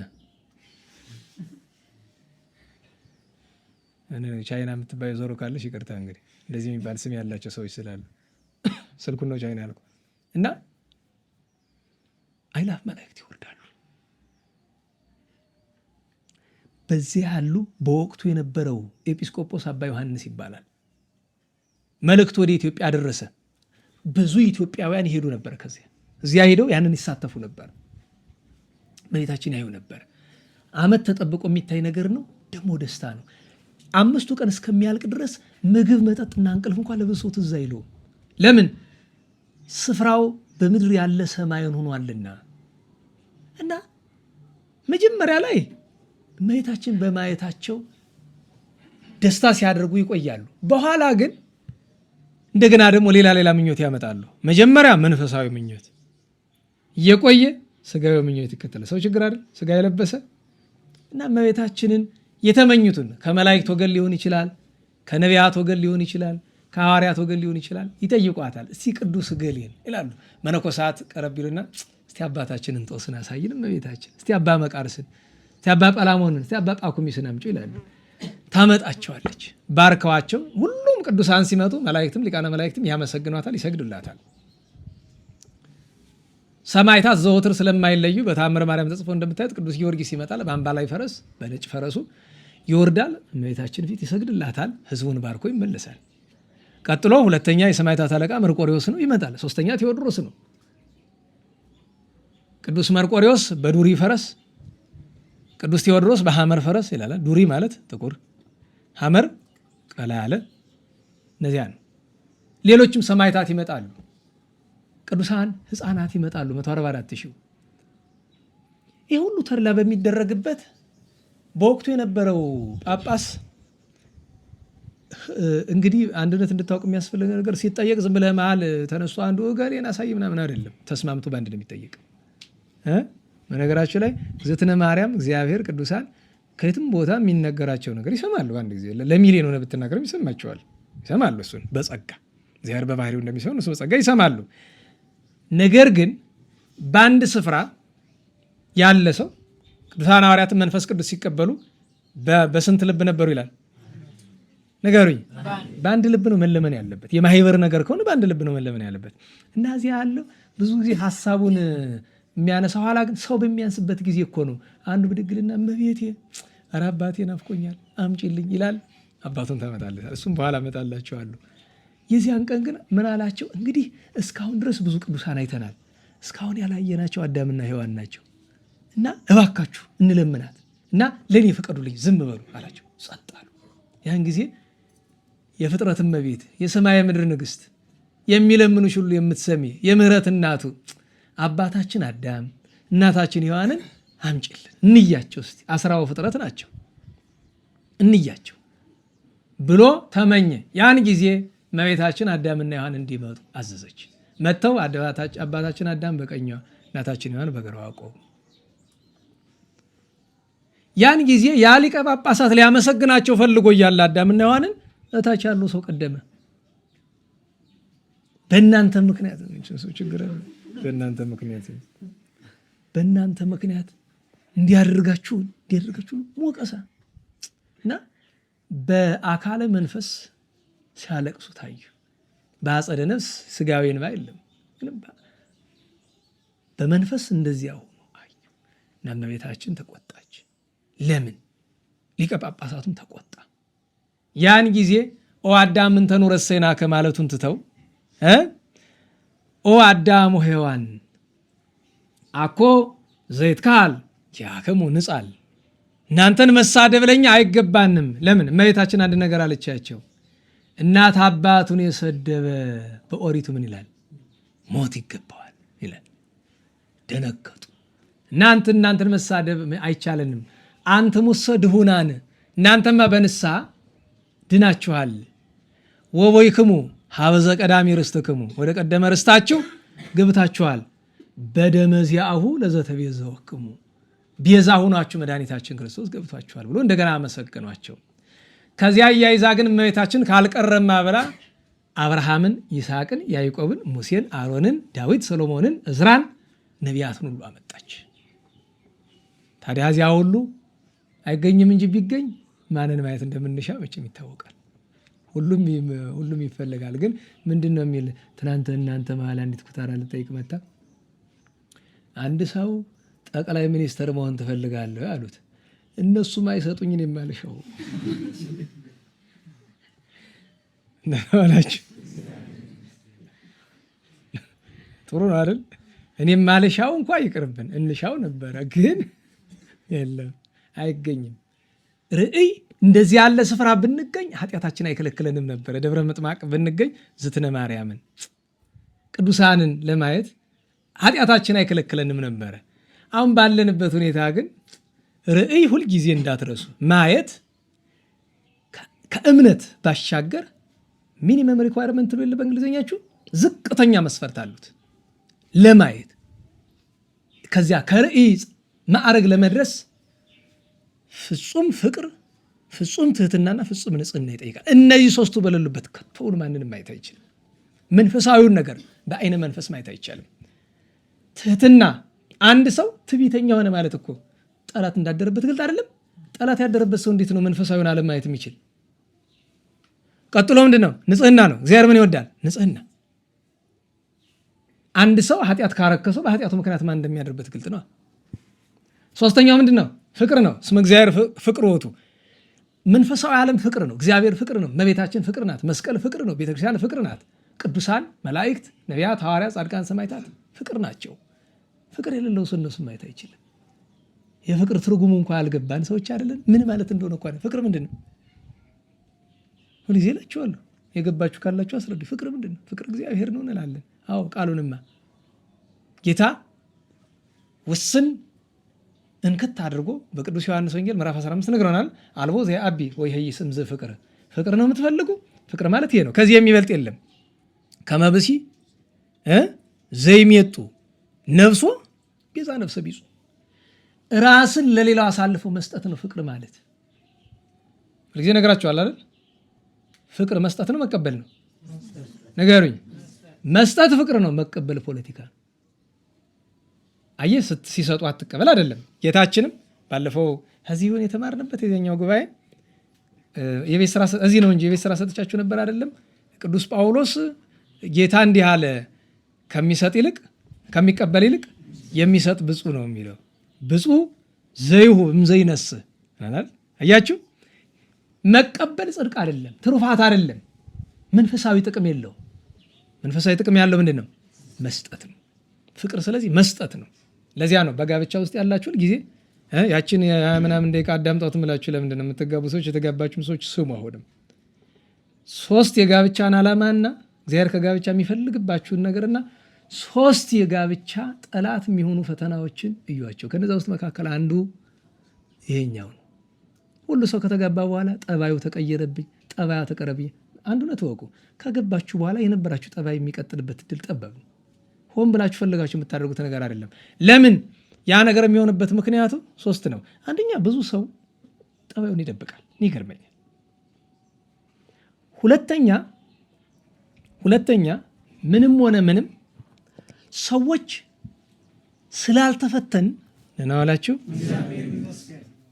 ትዳሩ ሲገባ አንድ ሰው ቁም ነገር ውስጥ ገባ ማለት ኮስ ነው። እስከዛ ድረስ ያረጋ ነገር የነበረው ወዲህ ይሆናል። መስመሩ ሲገባ ያን ጊዜ ነው መለወጥ የሚጀምር። ያ ማለት የሚያገባ ሰው ሁሉ ይለወጣል እያልኳቸው አይደለም። እውነተኛ መንፈሳዊ ሰው ካገባ በኋላ አይለወጥም። ስጋዊ ሰው ግን ሲያገባ ለዛ ነው ብዙዎቻችን ጠባያችን የሚለወጥ። መጠንቀቅ አለብን። ደግሞ የሚከፋው ነገር መለወጡን ራሱ አያውቀውም፣ አይታወቀውም። ወንዱ ከሆነ የተለወጥ ሴቷ ናት የምታውቀው። እሷ የእሱ ተለወጠ ትላለች፣ እሷም እኮ ተለውጧል። የሚገርማችሁ ነገር እና ይህንን ማስተዋል እንደ እግረ መንገዱን ተነስቶ ነው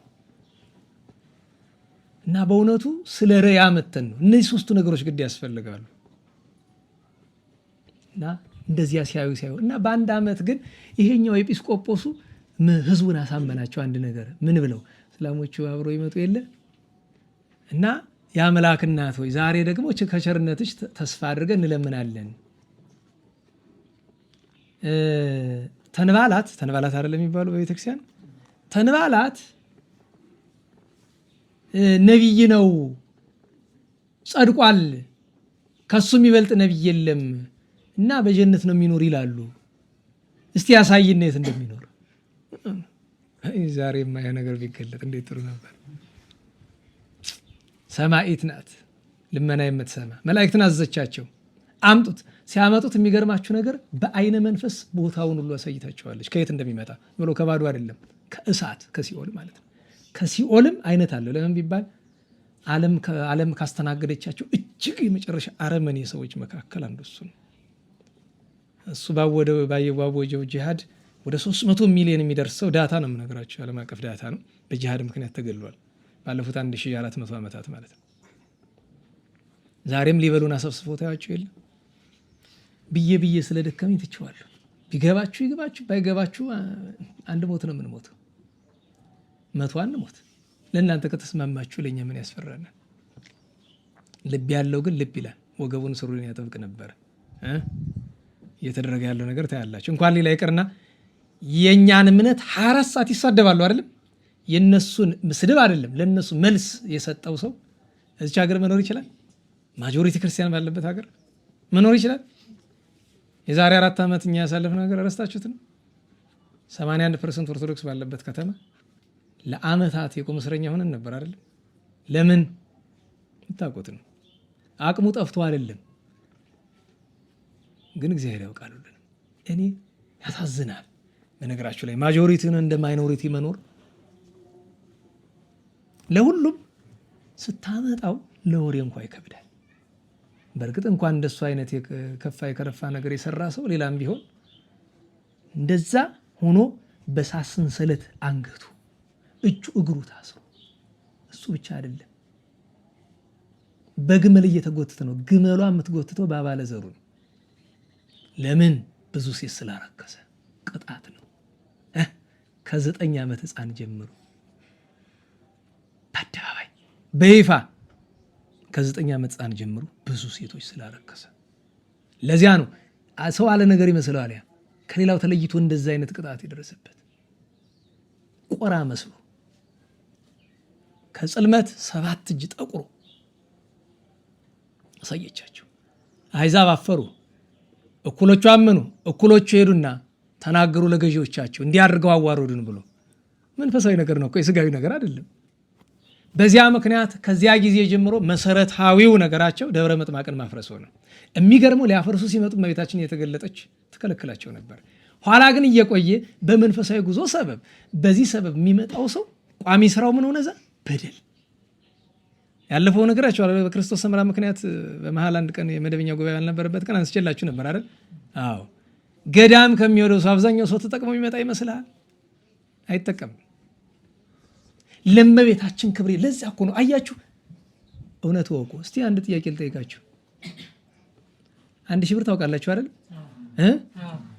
ከደሞዛችሁ ውስጥ ወይም ለፍታችሁ ወዛችሁን ጠብ አድርጋችሁ ያገኛችሁት 1000 ብር አለ እንበል። መንገድ ላይ ወርቁ ያገኛችሁት ሌላ 1000 ብር አለ እንበል። የትኛው ነው ዋጋው የሚሰማችሁ? ቅዱሳን እንዴ በስጋዊ መነጽር ነው፣ በመንፈሳዊ መነጽር አይደለም። ቅዱሳን በስንት ገድል በስንት መከራ ነው ማምላክን የሚያዩት። ሲያዩዋትም ማየቱ ለነፍሳቸው ነው እንጂ ደስታ ለስጋቸው ስቃይ ያለው። ጸላይ ስናት እንዲህ ነው የሚያላምጣቸው። ዛሬም ድረስ ያ ሀብት ላላቸው እንዲህ ነው የሚያላምጣቸው ስጋቸውን ማለት ነው። ዋጋው ይገባቸዋል። ይሄ በከንቱ በቸርነቷ በረራያዋ ለሁሉም በረራያዋ ነው። የበለጠ ደግሞ ለኃጥኡ ለምን ሁሉ ስትታይ ችግር ነው። እያለ ሰው እየተበላሸ ሄደ። መከረች፣ ገሰጸች እግዝእትነ ማርያም በተለያየ ምልክት በተለያየ ጎዳና። እምቢ ሲሉ ቤተ ክርስቲያኑን ልክ የዛሬ 570 ዓመት አካባቢ በ1440ዎቹ አካባቢ ለአሕዛብ አሳልፋ ሰጠች። መተው ደብረ ምጥማቅን ሜዳ አደረጓት፣ እንዳልነበረች አደረጓት ቤተክርስቲያኗ። ያ ነገር ሲደረግ የሚገርማችሁ ቤተክርስቲያኗን ያቃጠሏት ከሊፋውና ሌሎቹ ደስ ብሏቸው ሲሄዱ እመቤታችን በራእይ ለሁሉም በተመሳይ ሰዓት በሕልም ታየቻቸው። እንዲፈርስ የፈቀድኩ እኔ ነኝ ለሕዝቡ ቅጣት እንጂ እናንተ በጉልበታችሁ አላፈረሳችኋትም። ስለ ትምክህታችሁ ትጠፋላችሁ። ሁሉን በአንድ ሌሊት አጥፍታችኋለች። እነሱን በልጇ ስልጣን በፍርድ ማለት ነው። ይሄ ዜና በአንድ ቀን እንደ ዛሬ በስልክና አይገኝም። ከወራት በኋላ መልእክት ተልኮ የት ይደርሳል? ኢትዮጵያ ውስጥ። ማን ነበረ ንጉሳችን? አፄ ዘርዓ ያዕቆብ። ደብዳቤውን ንጉስ ነውና ራሱ አይደለም የሚያነብ፣ ያው ማንበብ መጻፍ መቼም ይችላል። 15 ያክል መጻሕፍት ያሉት ነው። ግን በፕሮቶኮሉ ወይም በህጉ መሰረት አንባቢ ያለው ሲያነብለት አለቀሰ። እዚያ የነበሩትም አለቀሱ። እና በወቅቱ እመቤታችን ስትገለጥ የነበረው አባ ዮሐንስ ኤጲስቆጶስ በስፍራው አልነበረምና አፄ ዘርዓ ያዕቆብ እሰይ እንኳን አባ ዮሐንስ ባይኑ ይህንን ሁሉ ጉዳ ላይ አለ። ለምን ያን ይሞት ነበረ። ለእመቤታችን ከነበረው ፍቅር ደብሯን በጣም ስለሚወዳት። ከዚያ በዚያ የነበሩት ግብፃውያን ብዙ አባቶች ነበሩ። ከጳጳሳትም ከካህናትም ከሊቃውንት ብዙ ግብፃውያን ነበሩና ተያይዘው ተላቀሱ። እና አፄ ዘርዓ ያዕቆብ መካከላቸው ገብቶ አይዟችሁ ሲሆን በቀሉን እንመልሳለን ሰራዊት ከተን፣ ግን ዋናው የሚያዋጣን ያችን አስመስለን ገናና የሆነች ደብረ ምጥማቅን በኢትዮጵያ እንሰራለን ነው። ተጉለት በሚባል ስፍራ ዛሬ ጻድቃን የምትባለው ቤተክርስቲያን ጥንት ደብረ ምጥማቅ ነው የምትባለው። ደብረ ምጥማቅ ተሰራች። የሚገርመው ተሰርታ ስታልቅ እመቤታችን መጣች። ቃል ኪዳን ወደዚህ መጣ ማለት ነው። ከዚያ ሁል ጊዜ አባታችን ንጉሱ ጻድቁ አፄ ዘርዓ ያዕቆብ የግንቦትና የነሐሴ ፍልሰታ የሱባኤ ይዙ ነበር። እመቤታችን ትነጋገራቸው ነበር። በዚያ ምክንያት በነገራችን ኢትዮጵያውያን ከጥንት ማስቶ የእመቤታችን ፍቅር በስጋ በደማችን ክፎቹ ነን። እንኳን እንዲት ፈረንጅ ጋዜጠኛ አለችው የሚባል ነገር አለ አይደል? ኢትዮጵያውያን እንኳን ክርስቲያኑ እስላሙም ደማቸው ቢበጣ ማርያም የሚል ነገር የሚወጣው ይመስለኛል። እውነት ነው። ክፉ ነንም እንኳን በተለይ እናቶቻችን የሁሉ ነገራቸው ከእመቤታችን ጋር የተያያዘ ነው አይደለም? እንኳን ሌላ ይቅርና ምንም እንደ ልማድ ቢሆንም የሆነ ነገር ጥቁር ነገር አይጠፋም እኮ ያለውን ማርያም ሳመችኝ በላል አይደል? እንደዛ የሆነች ነጭ ነገር ፍስትላት ምትሄድ ነገር ፉየ ማርያም የሆነች አረንጓዴ እንደዚህ መላ ምትሄድ እንትን ከነፍሳት ወገን ምንድነው የምትባል? የማርያም ፈረስ አይደለም? ሰው ጋር ተጣልታችሁ አሳልፉኝ ለማለት የማን መንገድ? የማርያም መንገድ። እንደዚያ ብዙ ነው። አቦና ማርያም የሚል በባህላችን ውስጥ ብዙ አለ። ይሄ ጥንታውያን አባቶችም ኋላም እና አፄ ዘርዓ ያዕቆብ ሃይማኖት እንደሚበላሽ ስላወቁ ስርዓቱን ወደ ባህል አስገቡት። የእመቤታችንን ፍቅር ወደ እውቀት ሳይሆን ወደ ልብ አሰረጹት። ሰው ስለ እመቤታችን መጽሐፍ ቅዱስ ውስጥ ጥቅስ ብትሏቸው እናቶቻችን አያውቁም። እመቤታችን ፍቅርና ክብር ግን ያውቃሉ። ባለፈው ስለ ስራ ስንነጋገር አንዲት እህት ነግሬሻለሁ አይደል? ለምሳሌ እህቶቻችን ስነ ተማሪዎች እናንተም መድረክ ላይ ወጥቶ መድረክ ስነ ጽሁፍ ያቀርባሉ፣ ይዘምራሉ። በጣም ህገወጥ ነው፣ ነውር ነው። ነግሬዋለሁ ለአገልጋዩ፣ ነውር ነው። ተው። እኔ ግልጽ ልንገራችሁ፣ ለሱም ነግሬዋለሁ። እነዚህ እህቶች ለዘላለሙ በእግዚአብሔር በእመቤታችን በቤተክርስቲያን እቅፍ እንዲኖሩ በቅድስና እንዲኖሩ ነው የምትፈልግ ወይስ ለጊዜው እንዳይከፋቸው? ለጊዜው እንዳይከፋቸው ከፈለክ አይደለም መዘመር ስብከትም ልትሰጣቸው ትችላለህ። ስልጣኑ እስካለው ድረስ እንግዲህ ለጊዜው ምድራዊ ስልጣን እስከተሰጠ ድረስ። ነገር ግን ቀን ይወስዳል እንጂ እነዚህ መድረክ ያወጣቸው ልጆች ይጠፋሉ። 100% ነው ነገር ይጠፋሉ። ይሄ ትንቢት አይደለም፣ ይጠፋሉ። ተውትና ህገ ወጥ ስራ መስራቱን መድረክ ወጣችሁ ስትታዩ የዛ ሁሉ ሰው አይን እኮ የሰው አይን ይመስላል። ደህና ዋላችሁ። መድረክ እንደመውጣት የሚያስመርር ነገር የለም እኮ። ከዛ አንድ ምሳሌ ሰጠሁት። እናቶቻችን አሉ አይደል? የምናውቃቸው ወላጆቻችን እስቲ መድረኩ አውደ ምሕረቱ ላይ ውጡ በላቸው፣ ይወጣሉ? እስቲ የሆነ ነገር በሉ ድምፅ አውጋስታቸው ይሰጣሉ? ስላሰለጠኑ ነው ብለን የምታስባል አይደለም። አየህ፣ አንተ የቆጠርከው ፊደል ተራ እውቀት አድርገዋል። እነሱ ግን በሕገ ልቦናም ቢሆን ፈሪሃ እግዚአብሔር የሚባላላቸው ነው አላችሁ። ምን የሚባላላቸው? ፈሪሃ እግዚአብሔር የሚባላላቸው፣ ፈሪሃ እግዚአብሔር ያላቸው። ስለእመቤታችን ብትላቸው ምንም ብትላቸው አይሰሙም። ስለእመቤታችን ምንም ብትላቸው እንኳን ይቀርን አንዳንድ ስተት የሆኑት ነገር አለ በእመቤታችን ሰው። ለምሳሌ ቅዱሳንን አንዳንዶቹ ከስንታን የፈጠርከኝ ጊዮርጊስ ይላሉ። ቅዱስ ጊዮርጊስ ፈጣሪ እንዳለን እናውቃለን። እስኪ ቅዱስ ጊዮርጊስ ፈጣሪ አይደለም ብላቸው አይሰሙም። ለምን? አንድ ጊዜ የያዙት ነገር ነው። የያዙትን ነገር መልቀቅ አይፈልጉም። ጥቅሙ ነው የሚሻል በነገራችሁ ላይ። ለምን? ጠላት በአንዱ ቀዳዳ ገብቶ ሁሉን ስለሚያስጥላቸው እንደዛ ስላሉ ይጎዱ ይመስላል። አይጎዱም። ቀስ ብለህ ማስረዳቱ ይገባል። ቅዱስ ጊዮርጊስ ታላቅ ሰማዕት ነው፣ አማላጅ ነው፣ ረዳኢ ነው። ፈጣሪ ግን እግዚአብሔር ነው የሚለውን ቀስ ብሎ ማስረዳት ይቻላል። ግን እንደዛ ስላሉ እነሱ የሚጎዱ አንተ የምትጠቀም እንዳይመስል። አዎ ንግግር ውስጠት ነው። ልክ ከዚህ ዘፈን ኃጢአት ነው ላለን ኃጢአት ነው አይደለም? ታቦት ፊት እናቶቻችን ይዘፍናሉ አይደለም? ኃጢአት የሚሆንባቸው ይመስላል? አይሆንባቸውም። ለምን? ከልባቸው የሚያውቁትና የሚያቀሩት መስዋዕታቸው እሱ ነው። በደቡብ ክልል ያሉ ክርስቲያኖች አሉ አይደል? ኦርቶዶክሳውያን በቅርብ ጊዜ የተጠመቁ በልብስ ነው ራቁታቸው ነው የሚኖሩ። ንገሩኝ፣ ራቁት መሆን ኃጢአት ነው ጽድቅ ነው? ኃጢአት ነው። ለነሱ ሳይሆንባቸዋል? አይሆንባቸውም። ማን ነግርህ? ለኔ ኃጢአት ነው። እኔ ራቁቴን ቢሆን ኃጢአት ነው። ደቡብ ክልል ላሉ ወንድሞቻችን ግን ኃጢአት አይሆንባቸው። እኔ በግልጽ ነው የምነግርህ።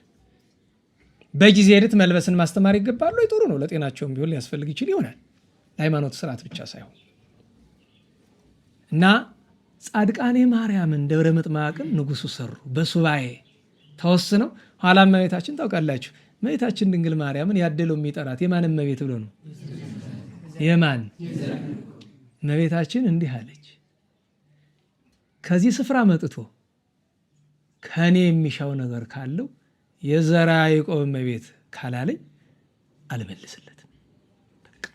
ለምን? ስለ ስሟ ስለ ክብሯ ብዙ መከራ ተቀብሏል።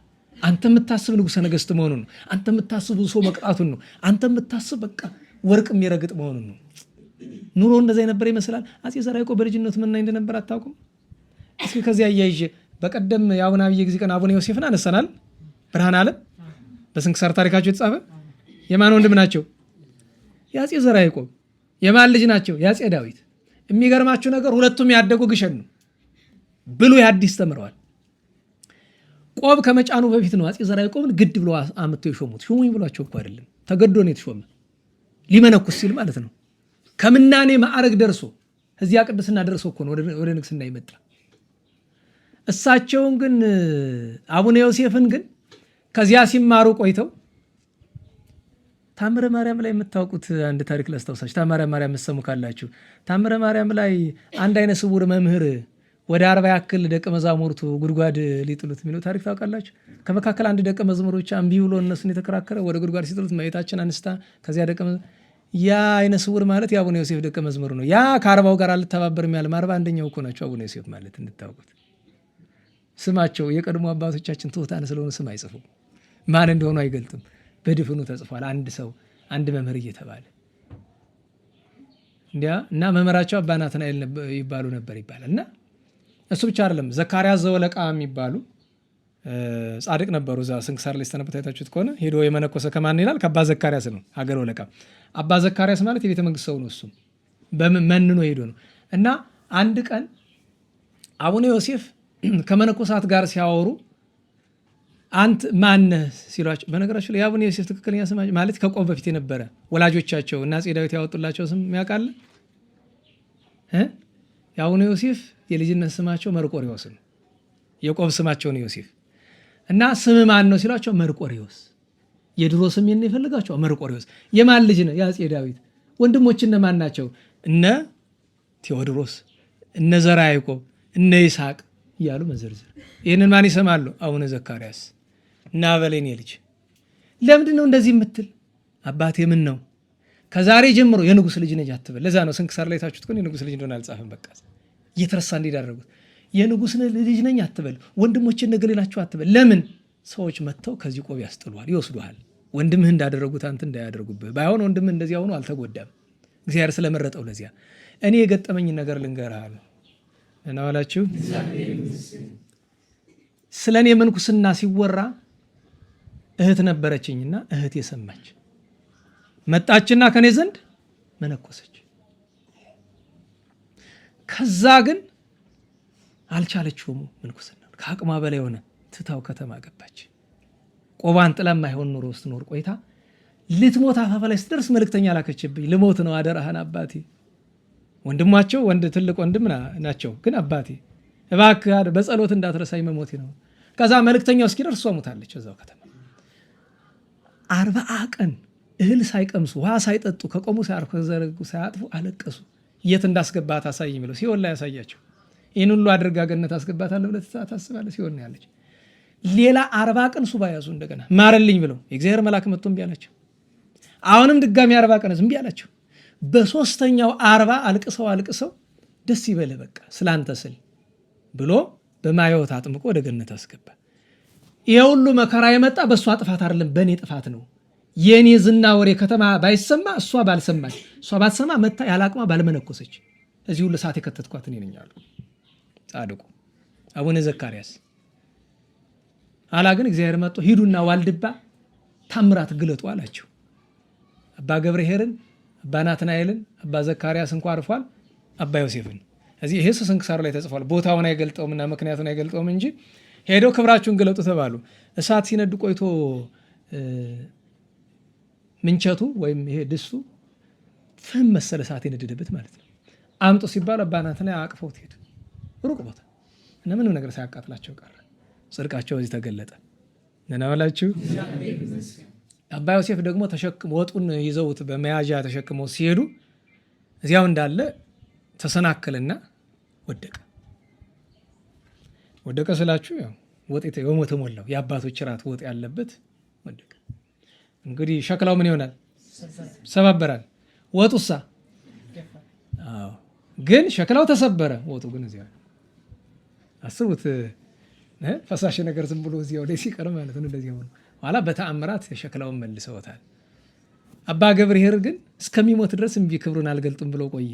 በሚሞትበት ጊዜ ስርዓተ ግንዘት ላይ ሕጽበት አለ አይደል? ሊያጥቡት ሲሉ እንደ ማጥመቅ አይደለም የሚቆጠረው፣ ማለት የጥምቀት ማጥመቅ ሳይሆን እንደ ስርዓተ ሕጽበት ነው የሚቆጠረው። እንደዛ ሲሉ የለም ሌላ ሰው ፈልጉ አላቸው።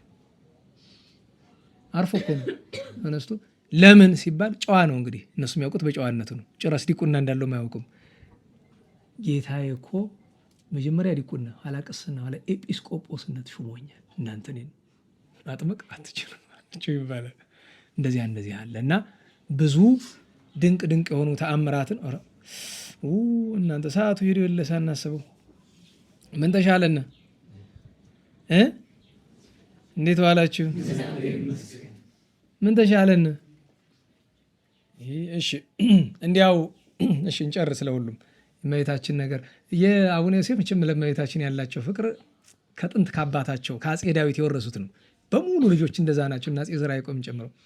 የሚገርመው ነገር አቡነ ዮሴፍ የሚባል ተራራ አለ አይደል? ወሎ ገዳማቸው ያለበት ሁልጊዜ ታሪክ ሰማላችኋል። የዝንጀሮ ነገር እንዴት ዋላችሁ? የዝንጀሮ ነገር ሰማላችሁ አይደል? በዜና አበው መጽሐፍ ላይ እሳቸው ገድል ገና ነው ቅርብ ጊዜ እግዚአብሔር ፈቅዶ ይታተማል። ግን በዜና አበው መጽሐፍ ላይ እንዲህ ነው የሚል ታገኛላችሁ።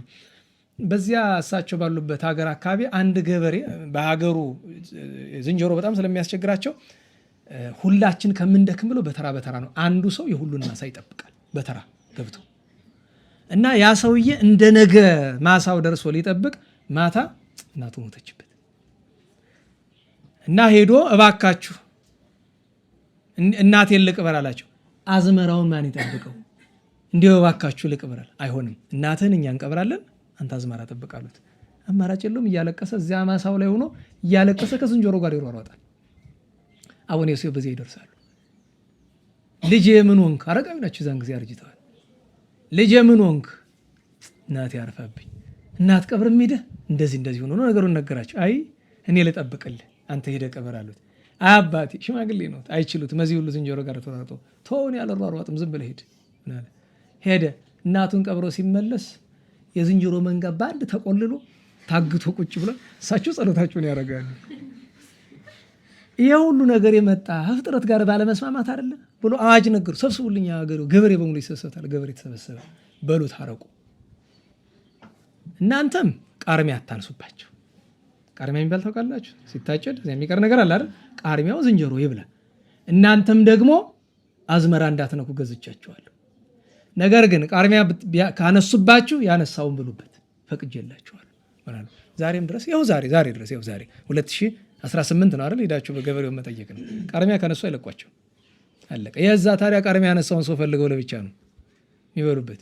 ዝንጀሮ ትልቅ ዝንጀሮ ምን እንደሚመስል መቼ እንጂ ነግራችሁ ነበር። በአይኔ አይቼ አውቃለሁ። አንድ ቦታ ያው 12 ታጃቢ ያለው እውነቴን ነው። እኔ አንዳንዱ ነገር በነገራችሁ ለፋንታሲ ሊመስል ይችላል እኮ አሁን ሰው ተረት ማወራ ሊመስል ይችላል። እንደዚህ ነገር አየሁ ሲል የእውነት ነው። እዚህ ብላጅግ ሚካኤል የሚባል ታውቃላችሁ? አሁን እየተሰራ ነው ቤተክርስቲያን፣ ጥንታዊ ቤተክርስቲያን በዛ አካባቢ ባለ ዱር ነው እና ታሪኩን ለሌላ ቀን እንተው፣ ያው የሚረባ ነገር ስለማይኖረው ማለት ነው። እና እግዚአብሔር አምላካችን የጻድቁን በረከት ያሳድርብን እና ለሁሉም አፄ ዘርዓ ያዕቆብ እንደዚህ ያለ ቃል ኪዳን እመቤታችን ትታያቸው ነው። ለዚያ ነው ከሳቸው በኋላ የነበሩት ነገስታት አሬኒ ገጸ ዚአኪ ህልመ ዮሴፍ ይባል። አሬኒ ገጸ ዚአኪ መልክአ ማርያም ነው ለመልከኪ አይደል? ማርያም ምዕረ እንዲህ አንድ ጊዜ አፄ ናኦድ እኮ ነች። እንዲህ አንድ ጊዜ እባክሻለሁ። የሚገርም አይተዋታል። መጣ ካየኋት በኋላ ግን ምን አሉ ሰጂ እዚያ ግን መልክአ ማርያም ላይ ምን አለ ለእስትንፋስኪ ጽንዕኒ ውስተ ሰናይ ወሰውርኒ ሞት ሲሉ ቆይተውስ አዩዋት በኋላ እስቲ ምስጢር ንገሪኝ አላት። 8ኛው ሺህ ደረሰ አለቻቸው። እንዴት ያለ ነው? እንዲህ ያለ ሰጂ አሉ።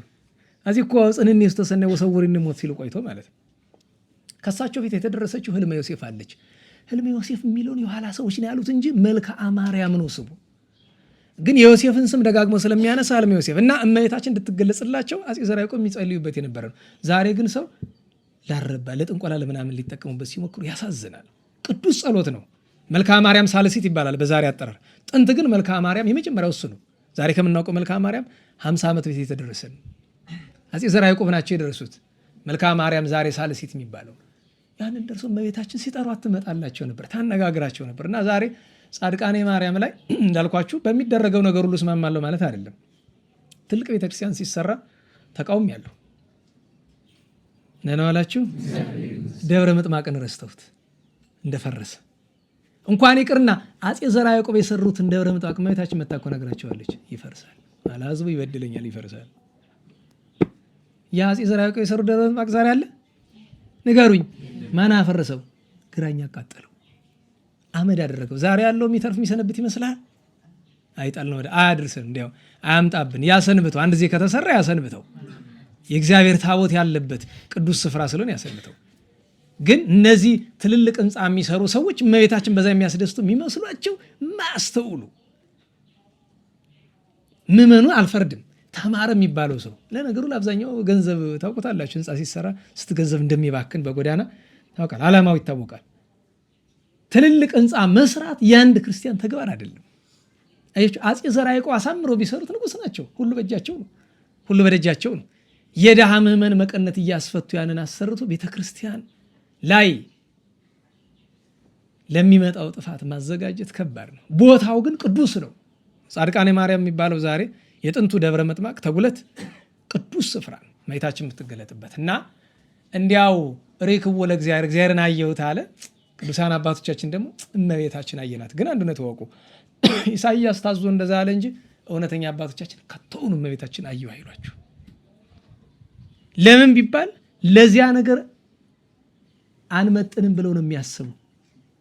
ሁለተኛ ነገር ሲያስቡት ጭንቅ ነው የሚል እና እንደዚህ ያለ ነገር የገጠማቸው እንደ ድሉ ነው እንኳ ቢገኝ አንዳንድ ቅድስና ያላቸው ቢገኙ እንኳ ሲነግሯችሁ ግድ መናገራቸው ግድ ከሆነ ሲነግሯችሁ ስም አይጠሩም። ራሱ እንደዚህ አየሁ ምናምን አይደለም። የሆነ በምሳሌ በምን ዞሮር ባለ ነገር ነው ለሚገባው ነው እንጂ ለማይገባው አይገባው። እና እንደዚያ ነው። እመቤታችን ድንግል ማርያምን እንደው ገጸ ምሕረቷን ገጸ ረድኤቷን ያሳየን። መልክዓ ገጿን እንደው መመኘቱም ከባድ ነው፣ ግን ምኞት አይከለክልም የሚል ባህላዊ አነጋገር አለና እንዲያው ለዚያ የተገባንም ያድርገን። በፍርድ ቀን እመቤታችንን ለማየት የሚታደሉ ወዳጆቿ ብቻ ናቸውና በፍርድ ቀን መልክዓ ገጿን ለማየት ያብቃ። ፍቅሯ ረድኤቷ ይደርብን። የሰባቱን ቀን ቅዱሳን ስማቸውን እናንሳ። ዛሬ 21 ነው አይደለም? በ14 ገናኝተን ነበር። በ15 ሐዋርያው ቅዱስ ናትናኤል። በኢትዮጵያ ከነገሱ ጻድቃን ነገስታት አንዱ ሐፄ ነዋየ ክርስቶስ እመቤታችን ጌታችን የሚወድ ሌሎችም ብዙ ቅዱሳን አሉ። ይዚያን ቀን በ16 ነቢዩ ጠቢቡ ቅዱስ ሲራክ ኢያሱ ሲራክ፣ ዮሐንስ ወንጌላዊ ወልደ ነጎድጓድ ደገኛ ሐዋርያ፣ ኢትዮጵያዊቷ ሰማዕት እናታችን ቅድስት አስበ ሚካኤል፣ ኢትዮጵያዊ ጻድቅ አባታችን ብሔረ ሕያዋን የገቡት ያልሞቱት አቡነ ሐዋርያ ክርስቶስ፣ እናታቸው ቅድስቲቱ ቅድስት ፍቅርተ ኪሮስ፣ በ17 ደገኛ ቅዱስ ሊቅ ተወዳጅ ኤጲፋኒዎስ፣ እነ አባ ፊላታዎስ፣ ሉኪያኖስ፣ ኢላሪዮን፣ በ18 ጥንተ ርደተ መንፈስ ቅዱስ ጳራቅሊጦስ ነበረ። አባ ገአርጊ፣ አባ አብርሃም፣ እነ ቅዱስ ሲኖዳ አባቶቻችን ነበሩ። በ19 ተገናኝተን ነበረ ክብረ በዓለም ስለነበረ አቡነ አብይ እግዚ፣ አቡነ ዮሴፍ ብርሃነ ዓለም፣ አቡነ ብስጣውሮስ ዘሐይቅ፣ አባ ይስሐቅ ቀሲስ ግብፃዊ፣ ታላቁ ሰማዕት ቅዱስ ኤስድሮስ የእሱ ማኅበረተኞች የሆኑ 807 ሺው፣ ኢትዮጵያዊ ንጉሥ ጻድቅ ቅዱስ ይምርሃ ልደቱ ነበረ።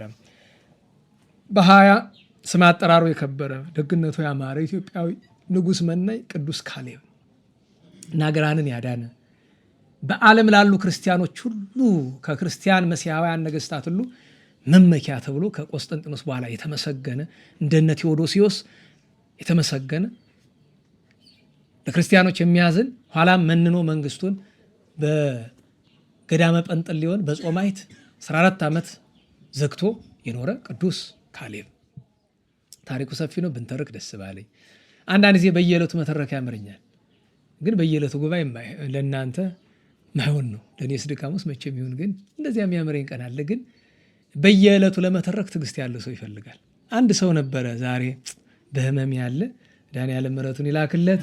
ጠላት ተወዳደረው፣ ቅዱሳንን ይወድ ነበር። በጣም ተወዳደረው ጠላትና እንጂ በጣም በየዕለቱ የቅዱሳንን ነገር መስማት የሚወድ ሰው ነበረ እና ቅዱስ ካሌብ ያን ቀን ታላቁ አሞኒዎስ 18 ዓመት ከሚስቱ ጋር በድንግልና ይኖረው ኋላ እንደገና መንኖ ሳድዥ የምትባል ዘማኝ ነበረች ሴት መታ ልታስተውስት እንደገና ከሷ ጋር 36 ዓመት በድንግልና ሲኖር እንዲህ ባለው ነገር ነው የኖረ።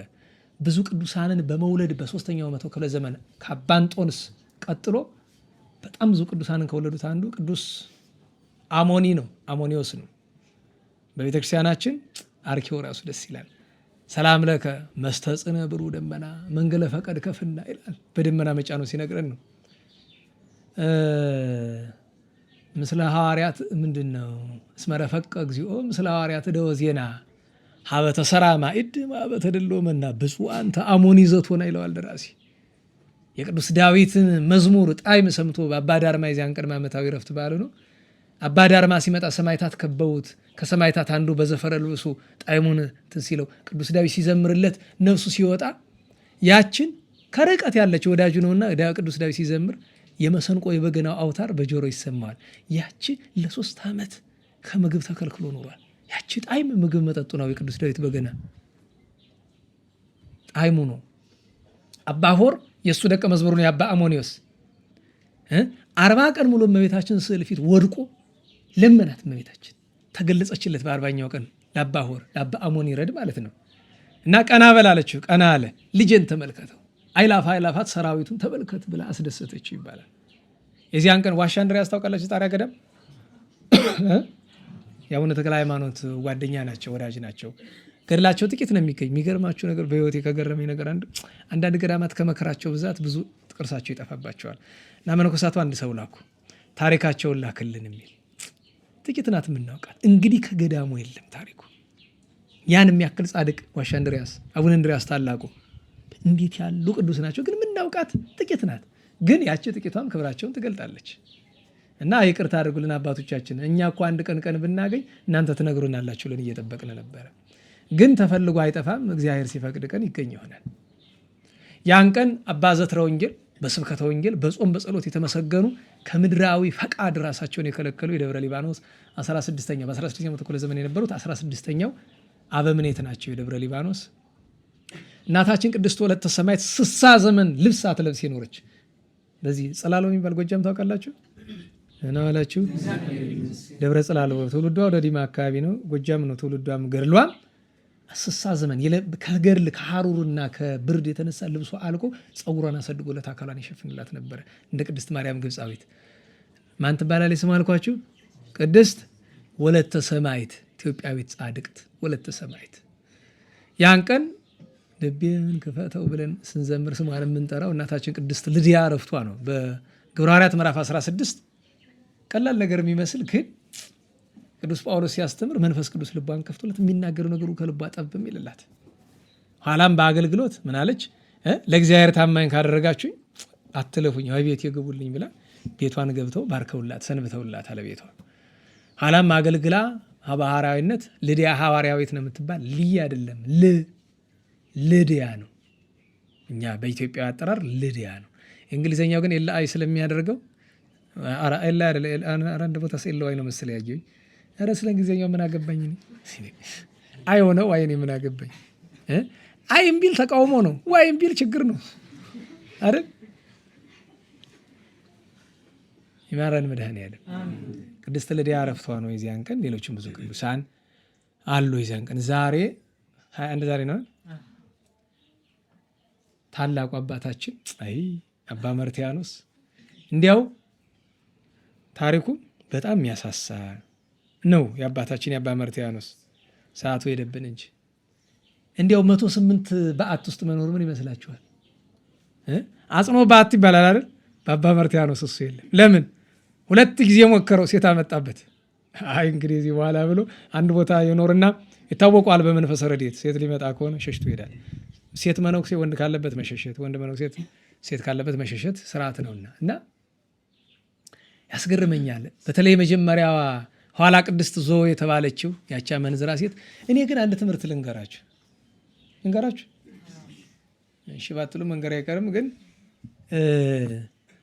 አባ መርትያኖስ የተወለደ ፍልስጤም ቂሳሪያ ይባላል። የፍልስጤም ቂሳሪያ በወንጌል ላይ ተጽፎ የምታገኙት አለ። እዚያ ነው የተወለደ። የፍልስጤም ቂሳሪያ ነው ሀገሩ፣ ወይም ፍልስጤማዊ ነው። እዚያ ተወልዶ ገዳም ውስጥ ገብቶ 67 ዘመን ተጋድሎ ብቃት ደረሰ። የሚገርመው ነገር የእሱም ብቃት ያወራሉ ሰዎች። ጥሩ ይመስላችኋል? አንድ የገዳማ በምኔት ስለ አባ ተክለ ማርያም፣ አባ ተክለ የዛን ጊዜ በሕይወት ነበረ፣ ሰዋራ በጣም አክብሮታቸው ለየት ያለ ነበር እስከዛ ቀን ድረስ። የዛን ቀን ግን አንተ ደህና ሰው ትመስለኝ ነበር፣ ክፍት አፍ እንዴት ታወራለህ ምናምን ብሎ አሉ። ምን አጠፋልኩ? እንዴት ባጸደ ስጋ ያለውን አባት እንዴት አደርገዋለህ? ደግሞ ስሙን ጠርተህ ጭራሽ በስውር ማውራት እኮ አንድ ነገር ነው። እኔ አሉኝ አንድ አባት አውቅ ነበር። አሁን ምነግርህ ስላረፈ ነው። ሰሞኑ አንድ ገዳሙን ስም ጠርተውልኝ ጎን ለጎን እየሄድን ልባረክ ከሱ ይቼ ነው እየሄድን የደመና ምሰሶ መጥቶ ከእግሩ ላይ ወደቀ። ይዞት የደነጥቆ ከፊቴ ላይ ያለው አይን እያየ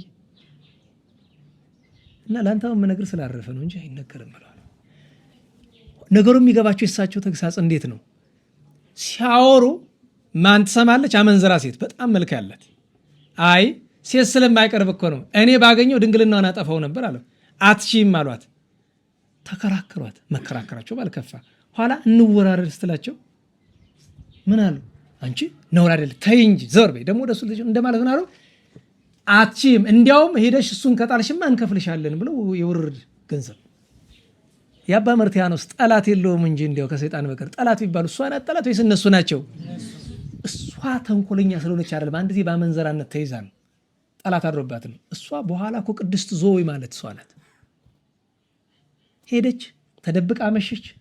ለምን? ቀንማ ቢሆን ዞር በይ ነው የምትባል፣ ሄጂ ወደ ሌላ ነው የምትባል። ሲመሽ የጠበቀች ለምንድን ነው?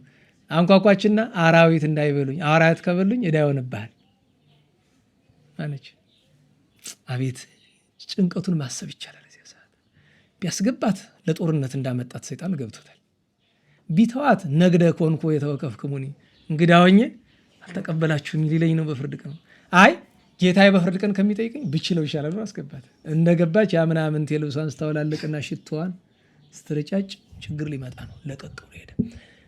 ከዚያ ልብሷን ለባብሳ ወደሱ ቀርባ ከነዛ ጠላት ካመጣው የምርኮ ዕቃ ጋር ሁና እንተኛ ሚያይን ሰው የለም ስትልም አንድ ነገር አላት። እግዚአብሔርን ማንፈራ ከሆነ ሰዎችን ልንፈራቸው አይገባንም። ስለዚህ ጥቂት ታገሽኝ አላት። ወጣ፣ እንጨቶችን ሰበሰብ፣ አነደደው። በጣም እግሩን እዛ ውስጥ ማገደው። እግረዝ እድሜ ዘመኑን ሁሉ እግሩ እኮ ሲታይ እንደዚያ ነው፣ የተላላጠ በእሳት። እዚያ ተማግዶ ምን ይሸታታል? ሌላ ጠረን፣ የእሷ ሽቶ ቀርቶ። አባቶቻችን ምን ይላሉ? ለምንድን ነው እግሩን እዛ ውስጥ የከተተው? ስለ ሁለት ነገር። አንደኛ የዝሙት ሽታ ይዛበት መጣለች።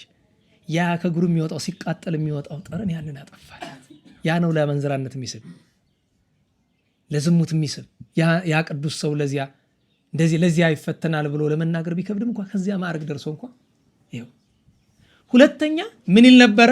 ሰውነቴ ሆይ ዝሙት ከፈለግሽ መጀመሪያ ሰማያዊውን አይደለም ምድራዊውን እሳት ቻይ ውስጥ ያስሸታት በዛዛች ጎትታ ወጣችው። ምነው አባት ያለችው ነገራት። አለቀሰች። ለዚህ ሁሉ ምክንያት ነው አይደል ብላ ወድቃ አልቅሳ ንስሐ ሰጥቷት ያን ሁሉ አውልቃ መንኩሳ በዓት ሰጥቶ ከደናግል ገዳም አስገብቷት እዚያ አካባቢ ይቀርብ ነበር። ያንን በዓት ለቀቀላት የሚለው አሉ። እዚህ አድርጎ በቅታ እኮ ነው ያረፈች። ኋላ እንደገና ደግሞ ሄዶ ደግሞ ደሴት ላይ ሲኖር ደግሞ መርከብ ተሰብሮ አመጣበት የለ። እሷ ደግሞ ቅድስት ፎጢና ትባላለች። እንደገና ኋላ አቴና ሀገር ላይ ሲዞር ኑሮ በአቴና ላይ ሲደርስ በስተርጅና አረፈ። እንደ ኤጲስቆጶስ ከበረው። እግዚአብሔር በረከቱን ያሳደርብን። ድንቅ አድራጊው በዜና አበው ስሙ የተጠቀሰው አቡነ አሮን ሰይጣንን ዘግቶ እስካሁን ዘግቶት የቀረ ሲለፈልፋለ ይባላል። ላድለው አባ አሮን ሶሪያዊ ዓመታዊ በዓሉ ነው። በጸሎተ ሚካኤል ድንግል ኢትዮጵያዊ ጻድቅ እና ሰማዕት ልደታቸው ነው ዛሬ። ነቢዩ ቅዱስ አሞጽ ሌሎችም ቅዱሳን ዓመታዊ በዓላቸው ነው። እግዚአብሔር ሁሉንም በረከት ያሳድርብን። ነገ 22 ነው። እስከ 23 እስከ 25 የእመቤታችን የመገለጧ በዓል ይቀጥላል። የ24ን እንመጥበታለን። ነገ ቅዱስ እንድራኒቆስ ሐዋርያውና ያዕቆብ ምስራቃዊ፣ በ23 አቡነ ታዲዮስ ኢትዮጵያዊ ጻድቅ ልደታቸው ነው። ዮልዮስና አፍሮዲጡ ከ72 አርድእት ቅዱሳን ናቸው። ዓመታዊ ዕረፍት በዓላቸው ነው። ያው እሁድ አይደለም፣ ባለ ጰራቅሊጦስ ነው። የቅዱስ ዳዊት ደግሞ ወርኃዊ ዝክር ነው። ጉባኤ ለሁለቱም ይኖረናል። እንደሱ እናደርጋለን። ከዚያ በ24 እመቤታችን ጌታችን አረጋዊ ዮሴፍ ቅድስት ሰሎሜ ግብፅ የወረዱበት ነው። ነቢዩ ቅዱስ ዕንባቆም ተወዳጇ እናታችን ቅድስት ዮሐና ሐዋርያዊቷ እመቤቴ ወዳጅ ቅድስት ዮሐና ዓመታዊ በዓሏ ነው። የዚያን ቀን ሰማዕቱ ቅዱስ አብቁልታም አለ። በ25 አባ ሄሮዳ ሰማዕቱ፣ እናታችን ቅድስት ሰሎሜ ትልቁ በዓል፣ እነ ቅዱስ ኮጦሎስ ዓመታዊ በዓላቸው ነው። ጌታችን ቀባሜሮን ያፈለቀበት ቀን ነው። የቀባ በለሳን የቀባሜሮን የፈለቀበት ዓመታዊ በዓል ነው። ለእመቤታችንም ለጌታችንም ያ ቀን ዓመታዊ በዓል ነው። በ26 ተወዳጅ ቅዱስ ሐዋርያ ቶባስ ዕረፍቱ ነው። አቡነ ሀብተ ማርያም፣ አቡነ ኢየሱስ ሟ ሁለቱም ልደታቸው ነው። አቡነ ሳሙኤል ዘወገግ ፍልሰታቸው ነው። ሌሎችም በዓላት አሉ። እናታችን ቅድስት አርሶንያ ሐዋርያዊቷ፣ በ27 ሐዋርያው ቅዱስ አልዓዛርና አባ ዮሐንስ ሊቀ ጳጳሳት፣ በ28 ሊቁ ቅዱስ ኤጲፋኒዮስ፣ አባ መርቆሪዎስ ገዳማዊ ተወዳጇ እናታችን የአባ ዳንኤል ወዳጅ ዓመተ ክርስቶስ እና አባ ጊዮርጊስ ዘገዳመ ሐራጺት እነ አባ ገአርጊ አይደለም ስማቸው አለ ያስታውሳለ። ከ45 ደቀ መዛሙርቱ ጋር በበረሃ አንገቱ የተቆረጠውን አባት ጌርሎስ። አዎ ጌርሎስ፣ ቄርሎስ ማለት እኮ ነው። ጌርሎስና ቄርሎስ። በነገራችሁ ላይ ገአርጊ ምን ማለት ነው? ጊዮርጊስ ማለት ነው። በሌላ ቋንቋ እኮ ነው። ገአርጊ ጊዮርጊስ ነው። ጌርሎስ ደግሞ ማን ነው? ቄርሎስ ነው። እና በ28 የዛሬ ሳምንት ይሆናል። እግዚአብሔር መድኃኔዓለም ቸርነቱ የእመቤታችን ጣዕመ ፍቅሯ የቅዱሳን በረከት ይደርብን። እንዳዩዋት ማየትን እንደሰሟት መስማትን ከሁሉ በላይ ከክፋት ከኃጢአት ከገሃነመ እሳት መጠበቅን መንግስቱን ርስቱን መውረስን ያድለን። ጣዕመ ስሟ ጣዕመ ፍቅሯ ጣዕመ በረከቷ ጣዕመ ውዳሴዋ ይደርብን። ለምስጋና እንነሳ።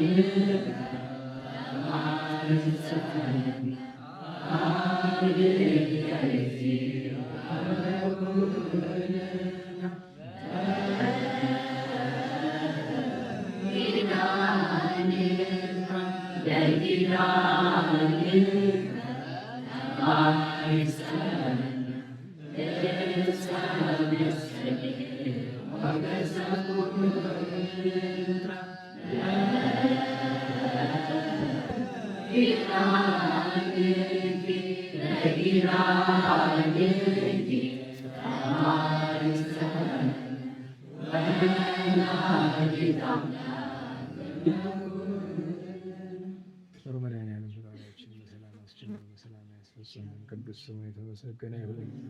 ሀገራችን ቤተክርስቲያን ከመከራ ይሰውርልን። በመከራ ያሉ ወገኖቻችን በይቅርታ ያስብልን። የሞቱ ወገኖቻችን ነፍሳቸውን ያጸድቅልን። የመምህራችን የገብረ ኪዳን ወንድሞቻችን የፍቅረ ሥላሴ ገብረ ሥላሴ እህታችን የመልዕልተ ትንሣኤ ነፍስ በአብርሃም በይስሐቅ በያዕቆብ አጠገብ ያኖርልን። እኛንም ለንስሐ ሞት ያብቃን። የእመቤታችን ጣዕመ ፍቅሯን የቅዱሳንን በረከት ያሳድርብን። ሀገራችን፣ ደብራችን፣ ማህበራችን፣ ከተማችን በቸርነቱ ይጠብቅልን። ሰላም በዓለም ቸርነቱ ሰላም ያሳድረን። አቡነ ዘበሰማያት